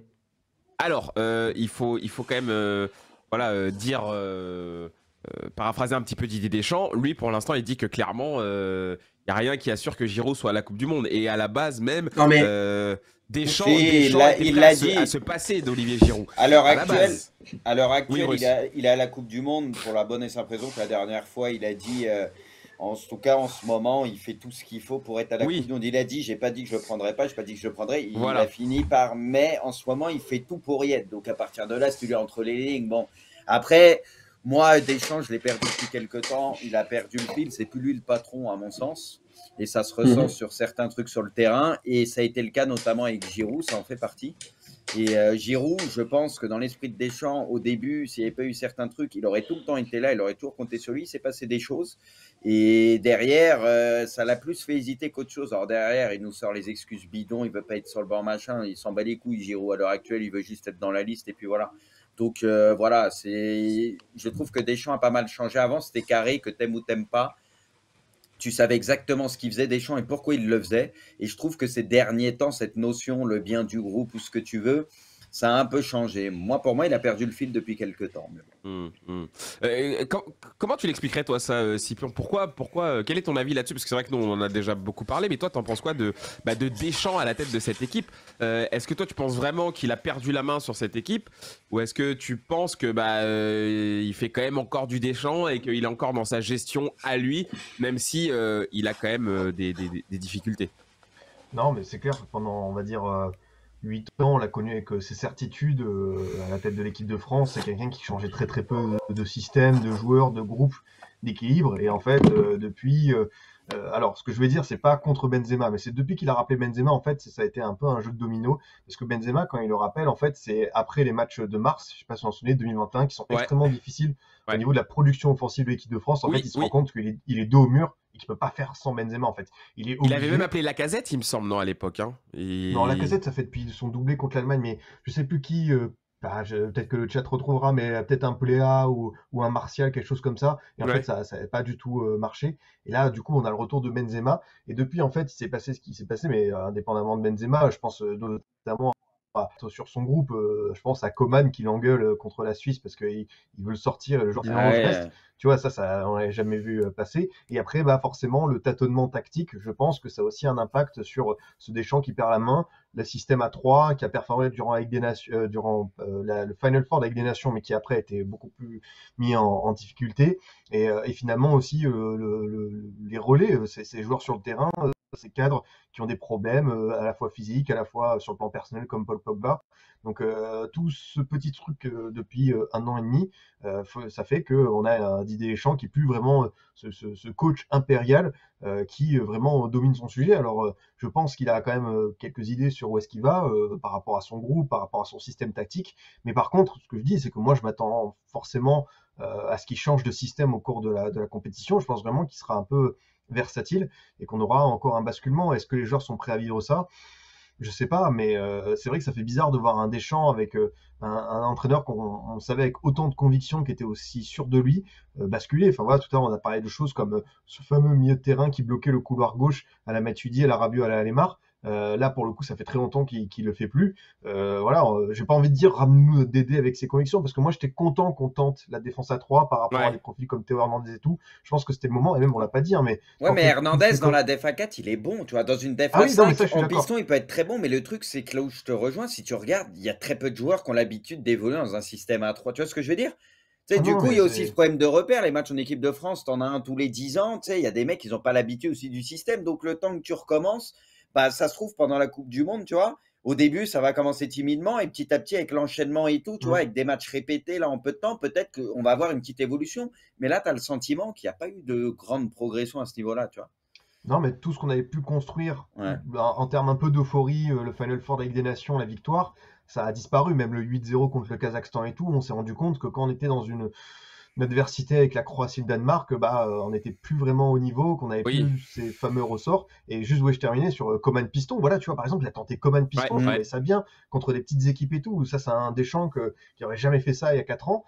Voilà, est-ce qu'il est prêt à faire encore un petit peu d'audace? Je suis pas sûr. Là, je pense que peut-être qu'on aura un retour aux fondamentaux pour se rassurer, pour trouver les meilleures solutions. Ouais, il y a moyen qu'il revienne en tout cas à ses bases, hein, vu ce qui s'est passé là. C'est vrai qu'en ce moment, je pense que beaucoup n'aimeraient pas être dans la tête de Deschamps. Hein. C'est vrai qu'il a pas mal de soucis. Pour conclure, Bruce, sur le sujet de la semaine, très rapidement, est-ce que...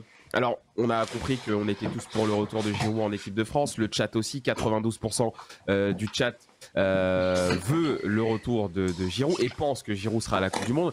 Est-ce que si Deschamps, si jamais il s'enferme dans une optique de ne pas le prendre, est-ce qu'il pourra résister à la pression populaire? Parce qu'il y aura une pression populaire si jamais il dit qu'il prend pas Giroud. Bah non, mais Giroud, j'ai l'impression qu'il est apprécié quand même, tu vois. Donc et tout le monde veut qu'il soit à la Coupe du Monde. Là, je pense qu'il va l'être. Alors qu'à un moment, j'ai douté parce qu'il l'utilisait un peu comme bouche-trou. Il l'appelait plus. Après, il y a eu des pépins. Il l'a rappelé. Pour plus le rappeler, je me suis dit bon, c'est un peu bizarre. Après là, en soi, en fait, il y a rien qui t'amène à ne pas prendre Giroud à la Coupe du Monde. C'est surtout ça. Il y a rien.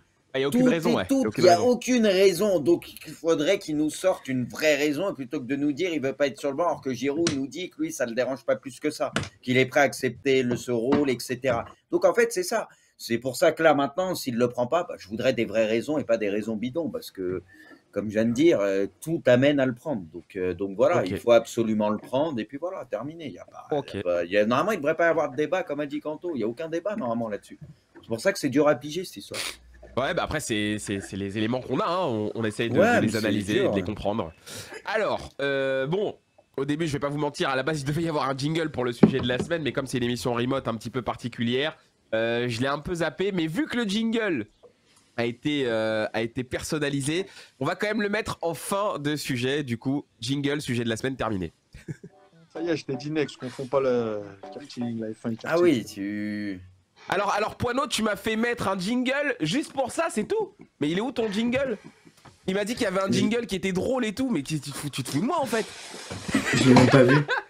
Oh, mais c'est très grave, mais il y avait rien en fait. C'était Ah, il y a juste un peut-être un jingle. son, il y avait peut-être un son que nous on n'entend pas et que le chat entend, non? À mon avis, c'est ça. Ah, bah alors ça doit être Il y ça a parce un que moi son, j'ai mais nous, rien moi, entendu. j'ai pas le retour du son parce que nous, on a muté le son, tu vois ce que je veux dire? Ah, Oh, il y le avait un son. Ok. flop! Oh, le flop. Ah, bah ok, bah merci beaucoup, Poinou. Hein. La prochaine fois. Ah, c'était F1 karting. Ah ouais, on se Ah, fout. d'accord. Oh, ouais, Poineau, ouais, grandis Poineau. un peu, wesh. Oh, ouais, non, mais là c'est très grave, c'est très grave. Bon, on avance, on approche de la fin de l'émission. On vous l'a dit, c'était une grosse page sur l'équipe de France. Maintenant, on va parler un peu Première Ligue. On devait le faire dans une précédente émission. On veut faire nos prédictions, voilà, qui sera au top, qui sera tout en haut dans cette Première Ligue. On a les prédictions de chacun d'entre vous. Et bah écoutez les amis, on va commencer par toi, Bruce. Je te sens chaud. Bon, moi, je les Qui avais sera fait. champion? Je les avais fait il y a quasi Pas un d'enjeu. mois. Il y a quasi un mois, donc j'ai pas changé entre temps, tu vois. Je garde ce que j'avais mis, voilà. Et du coup, faut que je dise quoi, mes premières places en Bah, PL, du coup première place, Ok. deuxième, troisième, quatrième. Je crois qu'on va jusqu'à la sixième place. Hein. Premier City, voilà, je pense que ça va être la même chose pour tout le monde parce que voilà, ils surdominent l'APL, c'est rouleau compresseur, même si des fois, là, tu as l'impression qu'ils peuvent se faire accrocher, mais sur la durée, on ne doute pas que c'est le meilleur effectif. Et avec Haaland qui marque but sur but, bon, je vais faire court City. Ouais. Ensuite, en deux, je crois que j'avais mis Liverpool. Je l'avais fait il y a un moment, mais Liverpool, pareil, j'ai pas trop de doute qu'ils vont recoller parce que c'est une équipe qui est capable de faire de grandes séries. Oui, c'est le début de saison, il y a eu des pépins, des blessures. C'est sûr que le début de saison est inquiétant. Mais voilà, faut pas oublier qu'il y aura une trêve, il y aura la Coupe du Monde, il va se passer beaucoup de choses, etc. Je pense que sur la durée aussi, Liverpool, et ils nous l'ont montré par le passé, ils sont capables de recoller, comme ça a été le cas la saison passée, de faire des séries de 10 victoires ou ce genre de trucs. J'ai pas trop de doutes sur Liverpool aussi avec le temps. Donc, je préfère miser là-dessus. Donc, Liverpool en 2. En 3, j'ai dit Chelsea, pareil, qui pourtant, c'est loin d'être ouf en ce début de saison. Mais je reste dans mon optique, les valeurs sûres. Et après, Chelsea, quand j'ai fait le truc, Tourelle n'était pas viré. Par contre, ça, c'est un truc que j'ai pas compris et que j'ai pas apprécié. Tu vois, moi, dans mon optique, il y avait encore Tourelle au moment où j'ai fait mes pronos. Donc là, par contre, c'est un truc qui pourrait presque me raviser ou pas, j'en sais rien, je vais rester sur Chelsea, mais c'est vrai que ça change un peu la donne, ça, j'ai pas compris ce truc. Donc, pour le coup, ouais, ça peut me faire un peu plus hésiter, mais en termes d'effectifs, etc., pareil au complet, on sait qu'offensivement, il leur fallait un neuf, on va voir avec Aubameyang et tout, on sait qu'il y a des joueurs en méforme aussi en ce début de saison, comme Mason Mount, etc., Sterling, qui marque quelques buts quand même. Bref, en termes d'effectifs, avec les joueurs défensifs qu'ils ont et tout, je pense vraiment que sur la durée aussi, ça peut faire podium. Mais encore une fois, le truc Tourelle, ça me fait un peu douter maintenant, mais tranquille, je vais garder mon truc du début. Et puis en 4, j'ai mis Tottenham. Alors je sais que Arsenal, quasi tout le monde va les mettre top 4, etc. Mais Arsenal, j'attends de les voir contre les gros. Pour moi, ils ont eu un match contre United, qui n'est pas forcément l'équipe la plus forte du moment. Et on voit qu'il y a toujours quand même ce truc, notamment face aux gros. Ok, ils ont le mérite de prendre leurs points avec un calendrier favorable, mais j'ai toujours cette réserve pour eux face aux gros. Pourtant, j'aimerais qu'ils finissent top 4, mais pour moi, Tottenham, voilà, c'est pas l'équipe la plus belle à voir jouer, mais c'est une équipe qui est quand même assez compliquée à battre, avec un entraîneur très expérimenté, avec Son qui va peut-être retrouver un peu la confiance avec la dernière fois ses buts, etc. Avec un Kane, avec un Kulusevski, c'est très fort. Voilà, derrière, il peut y avoir des joueurs costauds. Pour moi, pareil, sur la durée, c'est une équipe qui me semble, avec l'expérience, capable d'accrocher le top 4. Et du coup, j'ai mis Arsenal top 5 parce que je ne voulais pas rester sur la culture de l'instant. Pour moi, la culture de l'instant, c'est vrai que tout le monde s'enflammait sur Arsenal. Il y en a même, ils parlaient de champion pour Arsenal. Déjà, il faut commencer à retrouver le top 4 et assurer ça. Champion, je pense qu'il y a quand même une classe d'écart et qu'il y a des équipes devant, et notamment City. Et voilà, encore une fois, j'attends de voir avec les blessures, j'attends de voir contre les gros, parce que Gabriel Jesus, c'est une superbe recrue, j'avais dit dès le début, il confirme. À voir après avec des joueurs clés comme Odegaard, Gabriel Jesus, tu vois, s'il y a des joueurs clés comme ça qui se pètent, ils n'ont peut-être pas la profondeur non plus de certaines équipes, même si, encore une fois, c'est une équipe très joueuse, très belle à voir jouer, et que je souhaiterais qu'ils finissent top 4. Hein. Sincèrement, j'aimerais bien les voir top 4, c'est une équipe jeune, belle à voir jouer, mais j'ai toujours cette réserve au niveau un peu peut-être de l'expérience et de la profondeur, etc. Et surtout, encore une fois, ce truc contre les gros. Voilà, parce que pour moi, pour finir top 4, les confrontations contre les gros, ça fait aussi la diff. Donc, Ok. T'as ton sixième aussi? J'ai mis United, Okay. parce que ça me semble, même si là ça va mieux, etc., ça me semble encore pas mal bancal. Je sais pas trop où tu vas avec United. Donc voilà. Mais encore une fois, moi, comme je l'avais expliqué en live, entre le 6, le 5, le 4 et le 3, moi, je vois City numéro 1 large et je vois Liverpool peut-être avec le temps au-dessus des autres. Et après, j'allais dire entre 3, 4, 5, 6. Et je ne vois pas un énorme écart non plus, tu vois. Ouais. Potentiellement, voilà, c'est ça que je veux dire, c'est que ça risque de se taper et peut-être qu'à la fin, ça ne va pas jouer à grand-chose. Voilà. Ok, on envoie les prédictions de Scipion maintenant pour cette PL 2022-2023. Bah écoute, moi j'ai le même duo en tête que Bruce. Par contre, Ok. tout le reste, ça va être un peu chamboulé. Ok. City parce que voilà, on a dit, il y a peut-être un peu de manque de profondeur sur les ailiers. Il y a quelques doutes des fois sur Ederson sur la défense, mais bon, t'as recruté un Haaland et Haaland, rien que ça va t'apporter un nombre de victoires, un nombre de points fantastique. Et De Bruyne a l'air très très bon aussi, donc je me fais pas trop de doutes sur City. C'est un petit peu accroché le match à Newcastle par exemple ou contre Aston Villa, mais sur la durée, je pense qu'ils vont être très durs à aller chercher, surtout que derrière, ça perd beaucoup de points. Eux, ils en perdent de temps en temps, mais derrière, ça en perd beaucoup plus. Donc, je vois City réaliser encore une saison peut-être un peu moins impressionnante en termes de points que d'autres, mais je vois City champion. Juste derrière, je pense que Liverpool, ça va se remettre à l'endroit. Alors, moi, je précise, contrairement à Bruce, moi, on me l'a demandé aujourd'hui, donc peut-être par rapport à certains états de forme et tout, ça peut changer. Donc, j'espère que pas me dire que je suis trop dans la culture de l'instant, mais je pense par exemple que Liverpool, ça va bien remonter. Sur ce début de saison, il leur a manqué un homme fort et peut-être c'est le cadre qu'on n'avait pas deviné il y a ces quelques mois, c'est Thiago Alcantara. C'est vraiment quand il est pas là au milieu de terrain, il y a vraiment une différence de qualité, je trouve. Et là, pour le coup, il a l'air de revenir, donc j'espère que physiquement, ça va tenir pour lui. Mais voilà, je pense que Liverpool, ça va se remettre à l'endroit. Il faut aussi digérer le départ de Mané, que Darwin s'installe. C'est pas un équilibre évident. On sent que quand le match à Naples, par exemple, que c'est une équipe qui défensivement est un peu doit se retrouver. Donc voilà, je pense Konaté qui a manqué aussi, parce que ouais, défensivement, Konaté quand tu vois Gomez, qui a repris l'entraînement, etc., là. c'est... Bien sûr. Non, je pense que ça va se remettre à l'endroit petit à petit, rien que par rapport aux joueurs qu'il y a et tout. Donc voilà, je dis juste que si Thiago Alcantara est pas là, je pense que ça peut un peu glisser vers le bas. Donc voilà, et puis je pense peut-être que la Ligue des Champions cette saison, il va un peu la lâcher pour se concentrer sur le championnat. Ils se disent ok, cette année c'est pas pour nous.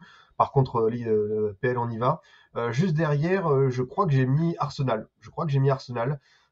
Pourquoi j'y crois au-delà, on va dire, de ce début de saison réussi, même s'il y a eu la défaite contre United. Je pense vraiment qu'il manquait quelques éléments à cette équipe pour passer à l'étape supérieure, dont un numéro 9, Gabriel Jesus, qui est en train de faire vraiment un début de saison très très intéressant. Il a peut-être un petit peu moins marqué, mais ça va se remettre à l'endroit. On voit que rien que sur le nombre d'occasions créées contre United et tout, c'est une équipe qui... je pense que la défaite contre United va leur servir pour la suite. Ça va être une claque, une leçon, dans le sens où, ok les gars, c'est bien de bien jouer au ballon, mais à un moment donné, on va devoir être méchant, on va devoir être clinique, parce que voilà, United, ils étaient extrêmement prenables ce jour-là, et c'est ce qui montre encore la différence pour aller chercher ce top 4. Et je pense que cette piqûre de rappel qui arrive très très vite dans le début de saison, c'est bien pour eux. Donc voilà pourquoi j'y crois sur Arsenal. Juste derrière, pas de Chelsea, pas de Tottenham, mais je pense que United va réussir son comeback. J'ai l'impression que Ten Hag, après la tempête du début de saison, a enfin trouvé son équipe, son équilibre, avec notamment, il a remis bien en scène Sancho, Rashford, pareil Anthony, je pense qu'il peut leur apporter. Je pense que Ronaldo, ça a un petit peu parasité le début de saison. Est-ce qu'il reste pas? La voile, il est juste titulaire en Europa League. On verra pour la suite. Je pense qu'il se préserve en partie pour la Coupe du Monde, mais rien que sur l'équilibre défensif, voilà, il y a Dalot qui est en train de bien marcher. Je pense à Varane et Lisandro Martinez, une paire qui est en train de trouver des certitudes, et je pense que Maguire est très très loin maintenant d'être sur le terrain. Casemiro, il va s'installer, et quant à Casemiro, tu vas avoir aussi une plus-value. C'est pour ça que je crois en United qui s'installe en top 4. Je pense vraiment que ça peut le faire pour. C'est vrai qu'il y a pour l'équipe aussi, de par Ten contre, Hag. il y a aussi Eriksen, tu vois la forme qu'il retrouve Bien depuis sûr, quelques temps. Eriksen, c'est putain, il est en train de revenir à un niveau là. Ouais, Eriksen, on se disait, bon, ça va être juste être le remplaçant de Bruno. Non, Mm. t'arrives à le mettre dans un double pivot, t'arrives à faire plein de choses tactiquement avec lui, et surtout, il a un très très bon niveau, et c'est vrai qu'avec sa qualité sur coup de pied arrêté, qualité technique, qualité de passe, je pense que c'est le type de joueur dont Ten Hag a besoin. Donc voilà, c'est pour ça que United, pour le coup, au tout début, j'étais inquiet, et finalement, par rapport à la tournure du mercato, la réponse contre Liverpool-Arsenal, là, j'ai un peu plus envie d'y croire. Juste derrière, je crois que j'ai mis Tottenham. Tottenham, les Spurs, j'ai le sentiment que même s'ils font, c'est vrai, un bon début de saison sur le plan comptable et tout, de ce que je vois en Ligue des Champions, j'ai l'impression que c'est une équipe qui a quand même pas mal de lacunes, qui a du mal à... En fait, si Kane, Son n'existe pas, c'est quand même compliqué, ou même un Kulusevski, c'est un peu plus difficile, c'est des pistons, c'est un petit peu en dedans. Pour l'instant, en Première Ligue, ils n'ont pas affronté trop de gros, à part le nul à Chelsea. J'ai envie de voir contre les gros, mais je suis pas forcément optimiste pour eux pour le top 4. J'ai le sentiment que voilà, s'il y a une blessure devant, si Kane ou Son ont un coup de moins bien, cette équipe de suite cette saison elle va Après, ils perdre ont encore quand des même points. recruté un peu, hein, ça, avec Perisic, Oui, Richarlison et tout. Je trouve qu'ils se sont Richarlison, ouais. étoffés, moi, là-dessus, justement, devant, quand même. Non, mais tu vois, Richarlison, ce qu'il a envoyé comme message en Ouais. Ligue des Champions contre l'OM, c'était bien. Mais voilà, même le fait de mettre Son sur le banc pour un petit peu le piquer, je trouve que c'est une bonne chose de la part de Conte. Mais tu vois, par rapport au contenu, j'ai l'impression que c'est une équipe qui a un peu plus de mal collectivement Ah que ouais, l'an ça c'est dernier. sûr. Mais ils peuvent gratter des. Moi, c'est ce que j'avais dit pour comparer Tottenham-Arsenal. Tottenham n'a pas besoin de bien jouer pour gagner des matchs. Ah, ça Arsenal c'est a sûr. besoin de bien Ça c'est jouer pour sûr. gagner des matchs. Et c'est ça qui me fait peur pour Arsenal, en fait. Eux, ils peuvent bien jouer et même perdre des fois Arsenal ou quoi, tu vois. Tottenham, c'est pas le cas. Ils peuvent faire un match dégueulasse, comme à Chelsea, où ils ont été quand même, ils s'en sortent extrêmement bien avec un nul, mais avec un peu de réussite, machin, ils en tirent quelque chose, tu vois. C'est ça, moi, qui m'a fait pencher un peu. C'est vrai, et même par rapport au match d'Arsenal contre Fulham, l'an dernier, il ne le gagnait pas celui-ci. Et tu vois, réussir à aller chercher des victoires Mm. en fin de match aussi, je me dis que cette équipe d'Arsenal a aussi un petit peu progressé mentalement, donc c'est pour ça que j'y crois. Et enfin, sixième, alors moi je suis quelqu'un de plutôt fan de Graham Potter comme coach, comme personnalité, mais il arrive dans un contexte un peu flou pour Chelsea, un peu délicat. On le voit en Ligue des Champions notamment. C'est pour ça que je pense que la patte Potter, elle va plus prendre place la saison prochaine, que là, on va se contenter un petit peu de colmater les brèches par rapport à la construction d'effectifs, notamment en attaque. J'ai beaucoup de doutes sur pas mal de joueurs. Autant Sterling, je pense que c'est une bonne recrue, autant j'ai l'impression que Havertz, Mount, Pulisic, tout ça, là, ça passe plus. J'ai Pourtant, l'impression que Havertz, là, moi, j'adore Havertz. la hype est passée. Moi, Mm. j'adore, À j'aime la beaucoup le joueur, base, ouais. mais là, cette saison, j'ai l'impression que c'est difficile. Pareil, Aubameyang, est-ce que ça a vraiment matché avec Potter parce qu'il est venu pour Tourelle?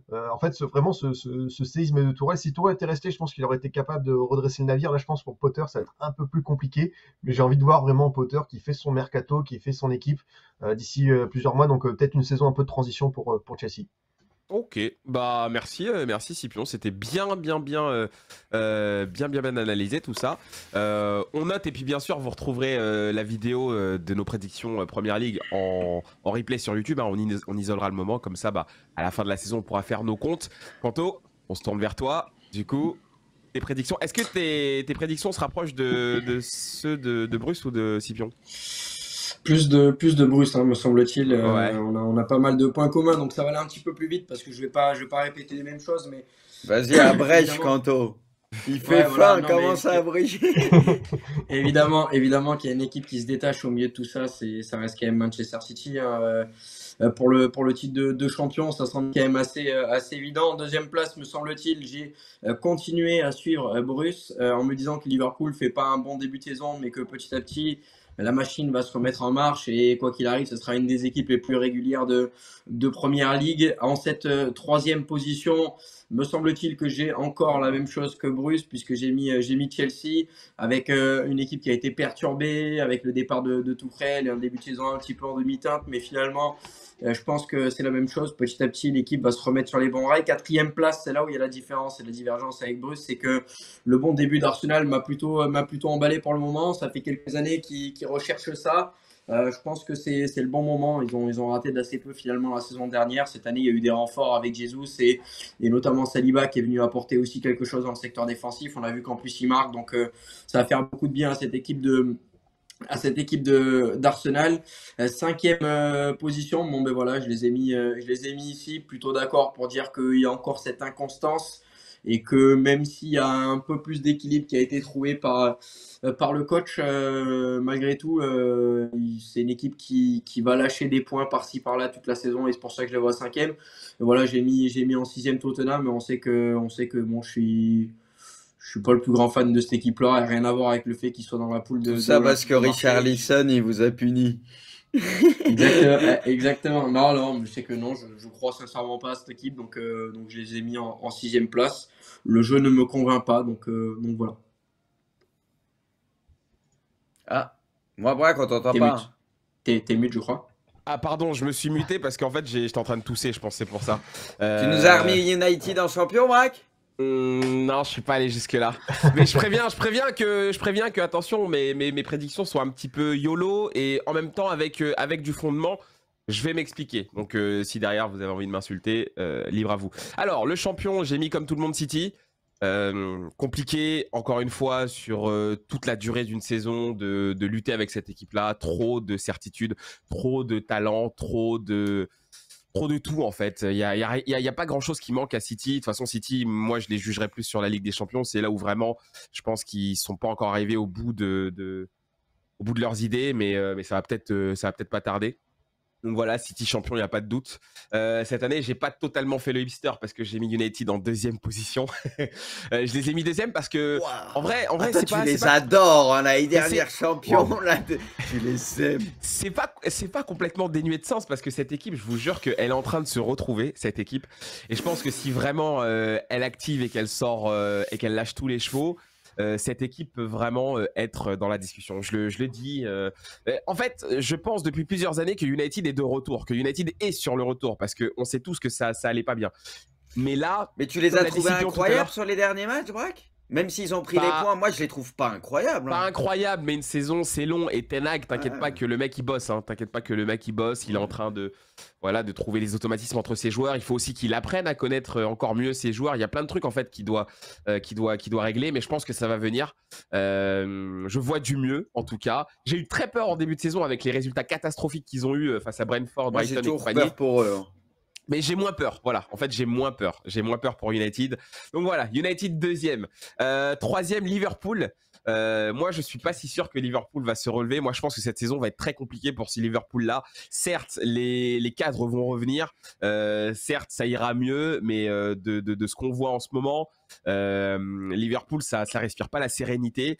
Et je pense aussi que le départ de Mané, mine de rien, on n'en parle pas beaucoup, on n'en parle pas assez, mais je pense que le départ de Mané fait mal à cette équipe.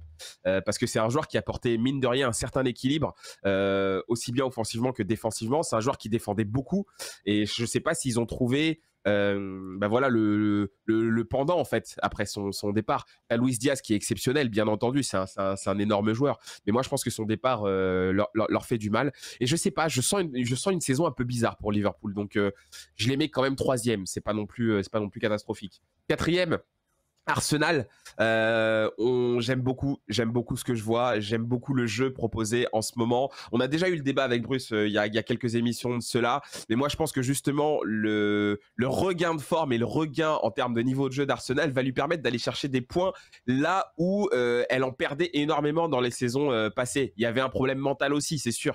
Cette équipe est encore très très jeune, mais je pense Mais là, que contre le fait d'avoir... United, ça, tu vois que c'est encore un truc à aller chercher, c'est ça, tu vois? Je sais, mais quelque part, j'ai envie de me dire que Arsenal n'est pas en mission contre les gros. Moi, je pense qu'Arsenal est en mission contre lui-même et doit Ouais, mais d'abord c'est se comme ça que tu retrouver vas chercher aussi le top 4, hein, un peu, Ah Braque, tu vois ce que oui, je veux dire, oui, ça bien peut faire sûr, pencher la balance. hein. dans les grosses confrontations. Mais je te dis, comme on en a déjà parlé, il y a beaucoup de points à aller chercher contre les autres aussi, tu vois.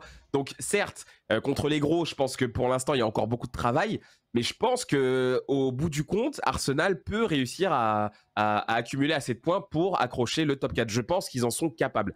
Encore une fois, c'est des prédictions, donc on verra bien hein, à la fin. En cinquième, j'ai mis Tottenham.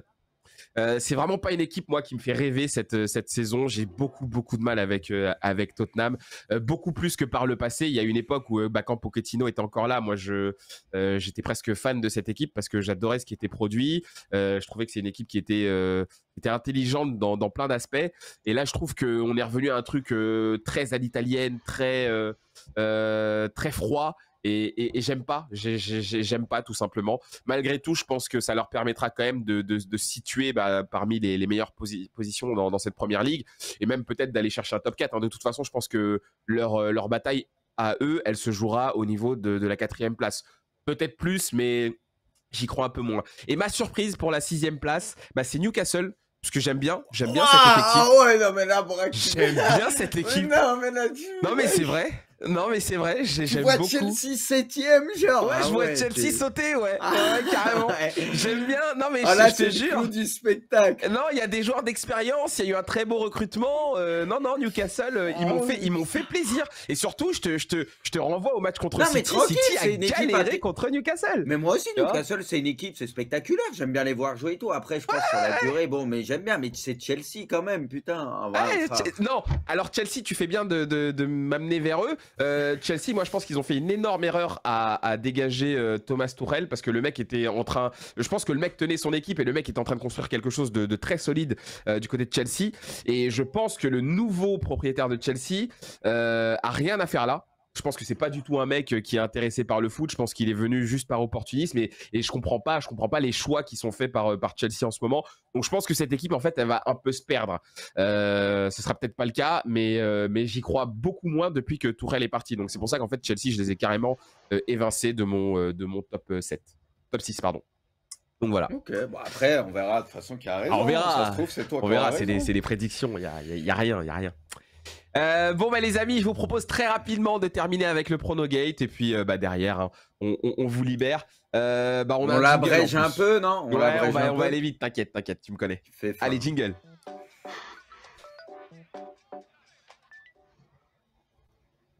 Je sais pas s'il y avait un son là, j'ai rien entendu, mais en tout cas, Ouais, le il doit y en jingle est bien avoir un. parti.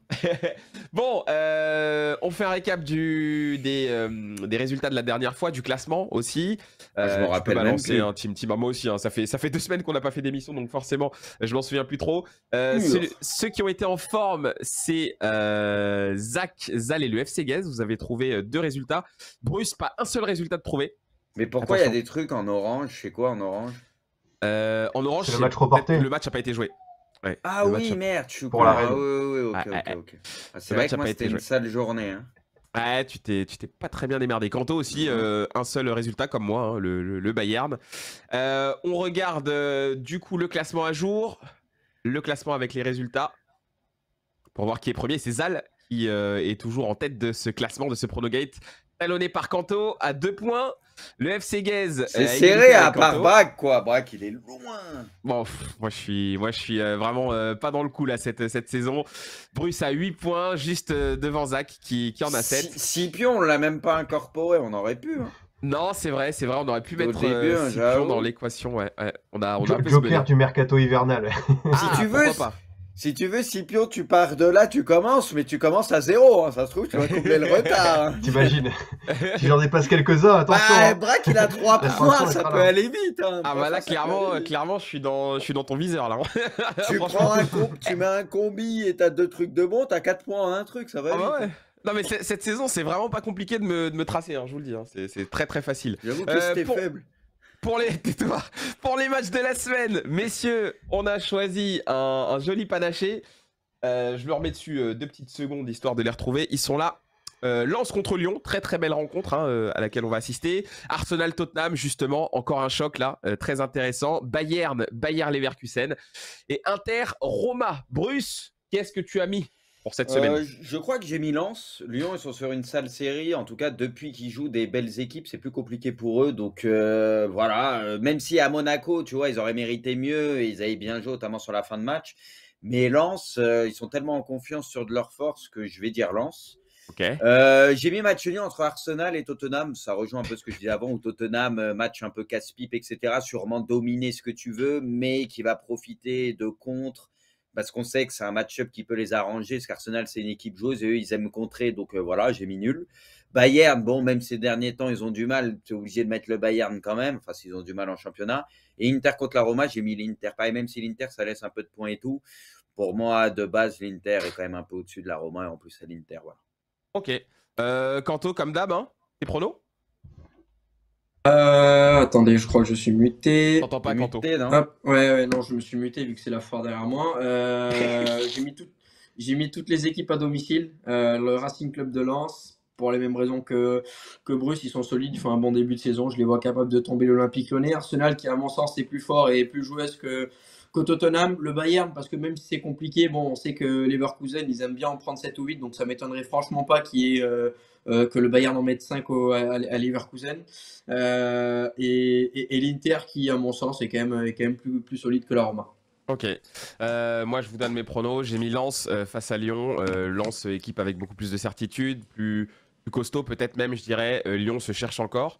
Arsenal-Tottenham, j'ai mis Arsenal. Hein, je reste sur ma logique. Hein, je préfère le style d'Arsenal, ce qui ne veut pas dire qu'Arsenal va gagner, mais en tout cas, c'est même plus une envie en fait de voir Arsenal s'imposer contre Tottenham. Le Bayern contre le Bayer Leverkusen, ça commence à bien faire, je pense, les mauvais résultats du côté du Bayern, donc il va falloir se réveiller. Et un nul entre l'Inter et la Roma, c'est ma philosophie dans les matchs de Serie A. En général, je mets des nuls, à moins qu'il y ait une équipe qui me semble vraiment au-dessus. Les combis, on met le récap. Et comme d'habitude sur le chat, vous choisissez. Il a même pas demandé à Scipion, quoi. Oui, pardon. Scipion, tu mettrais quoi, toi? Excuse-moi, désolé. Désolé. Scipion. Non, moi, Lens-Lyon, je vois pas Lyon forcément perdre. Je vois bien un nul les accrocher parce que Lens, il y a un tout petit coup de moins bien. Enfin, je trouve qu'ils arrivent un peu moins à trouver des solutions offensivement. Donc, après le match de Lorient, donc je pense que Lyon va pouvoir peut-être aller chercher un nul. Arsenal-Tottenham, je pense qu'Arsenal à la maison, on l'a dit, le test de United, c'est bon, on a compris, donc maintenant, je pense que ça va pouvoir y aller. Le Bayern par rapport à Leverkusen, je pense que pareil aussi, il y a eu trop de retard pris là. J'ai vu que Dortmund était un peu passé devant, donc là, c'est bon, je pense que ça va remettre les pendules à l'heure en Bavière. Et Inter-Roma, compliqué parce que il y a pas mal d'internationaux qui vont rentrer un peu tard, notamment du côté de la Roma, je pense à un Dybala. Je sais pas... Allez, je vais quand même dire l'Inter. Ok. Alors, je pense que la semaine prochaine, vous découvrirez les pronos de Zal et de Zach. On avance avec les combis. Comme d'hab, team, le récap, voilà, merci beaucoup. Moi, cette semaine, je vous propose juste un match, Manchester United contre Manchester City. Voilà, j'ai tenté un coup de poker, cote à 8, et en plus, je cherchais la grosse cote. Toi, tu veux rester bien ancré à la dernière position, toi. Non, Bruce, je suis obligé de prendre des risques là. Là, ça va vraiment pas, donc il faut que je prenne des risques. En vrai, oui, c'est pas un truc impossible. Hein. Oui, c'est un match spécial. En vrai, ouais, pourquoi pas. Il y avait un doublé. Toi, t'as mis Marseille à Angers et j'avoue, c'est pas un combiné ton truc. T'as mis qu'un match. Tu dois rajouter un match. Non, Kanto, ils ont raison. Un combiné, c'est plusieurs matchs. Kanto, s'il te plaît, dis-lui. Kanto l'a fait plein de fois, Zach l'a fait plein de fois. Je suis désolé. Un combiné, c'est au moins 2 matchs. Sinon, c'est plus un combiné. Alors, sur le papier, un combiné, c'est vrai que c'est au moins 2 matchs. Mais le règlement, c'est qu'on doit donner un prono. Avec le règlement, c'est les combinés. Et ça veut dire ce que ça veut dire. Paris combiné, il y a un match. Il est où le combiné? Mais frère, la cote est à 8. Moi, je porte réclamation. Le risque Non mais attends, Zach l'a déjà fait, Kanto l'a déjà fait. Ouais, mais en vrai, c'est chelou. Moi, je dis rajoute un match même à 1-0-1 et j'espère que c'est ce match. Vas-y, juste pour toi, je vais rajouter un match à 1-0-1. Vas-y, je vais chercher après. Voilà. Je rajouterai un vieux match à 1-0-1 juste pour toi. Et tu verras qui passera. Et j'espère United y gagne et c'est le match à 1-0-1 qui te nique. Fraude. Bon, vas-y, parle-nous de ton combi là au lieu de nous saouler. Moi, j'ai mis Marseille à Angers parce que bon, Angers, avec leur début de saison, même si bon, la dernière fois, ça a été un peu mieux, mais c'est tour bancal, je trouve. Donc, je vois Marseille faire le taf. Et je reste sur ma logique de Tottenham qui accroche le nul à Arsenal. Voilà. Ok. Kanto, 4 matchs. Ouais, bah, Marseille aussi. Le Bayern et Barcelone, c'est pour dépasser la cote de 5. Okay. Et Arsenal, bon, bah, dans ce match face à Tottenham. Donc, voilà, je suis plutôt confiant pour Arsenal. Très bien, merci beaucoup. Et Zal qui est parti sur un match international, l'Italie en Hongrie, le Napoli face au Torino et Sassuolo face à la Salernitana. Oui, évidemment, parce que Zal suit énormément Sassuolo et Salernitana, donc c'est pour ça qu'il a... Et évidemment qu'il va être devant Hongrie-Italie aussi. évidemment. Dès la première minute. Poineau, est-ce qu'on a eu le résultat du coup du sondage pour le prono du FC Guest, pour le combi? Quoi qu'il arrive, je te fais confiance, hein. Tout est noté. Merci beaucoup. Ils vont prendre toi, Braque, c'est sûr. T'as dit quoi? Ils vont prendre toi. Ah, non. Non, moi ils me prennent jamais. Ils me choisissent jamais. C'est Kanto qui a été choisi pour le combi de la semaine. Merci à tous. Merci à tous pour cette émission. Merci à toi, Bruce. Bah merci à vous, c'était très cool. On sait que tu vas enchaîner du coup après tout à l'heure pour un stream sur FIFA 23. Je vais faire une petite pause, je vais bouffer un petit truc. Oui, quand même. Ça fera 3 lives de suite, quoi. Oui. Ah, ça enchaîne bien, là. C'est le même de Pedri aux Jeux Olympiques, là. Là, aujourd'hui, j'ai enquillé depuis ce matin, j'avoue que j'ai pas arrêté, mais tranquille. Petite pause, les gars, je vais bouffer un truc et je reviendrai. Voilà, Bruce revient très vite. Merci beaucoup, Scipion, comme d'habitude. Merci à toi. Et merci à Kanto. On te laisse dans ton décor. Bah, Tranquillou. Merci, désolé, il y a eu des petits bruits, mais c'est vrai que j'ai fait une Abrège. émission avec l'iPad posé sur une ginette et du coup j'avais envie d'appuyer sur tous les boutons, donc mais des fois je savais pas comment ça s'arrêtait. Voilà, désolé. Abrège. Merci à tous. Passez une très bonne soirée. À très vite pour Enjeu. Salut. Ciao.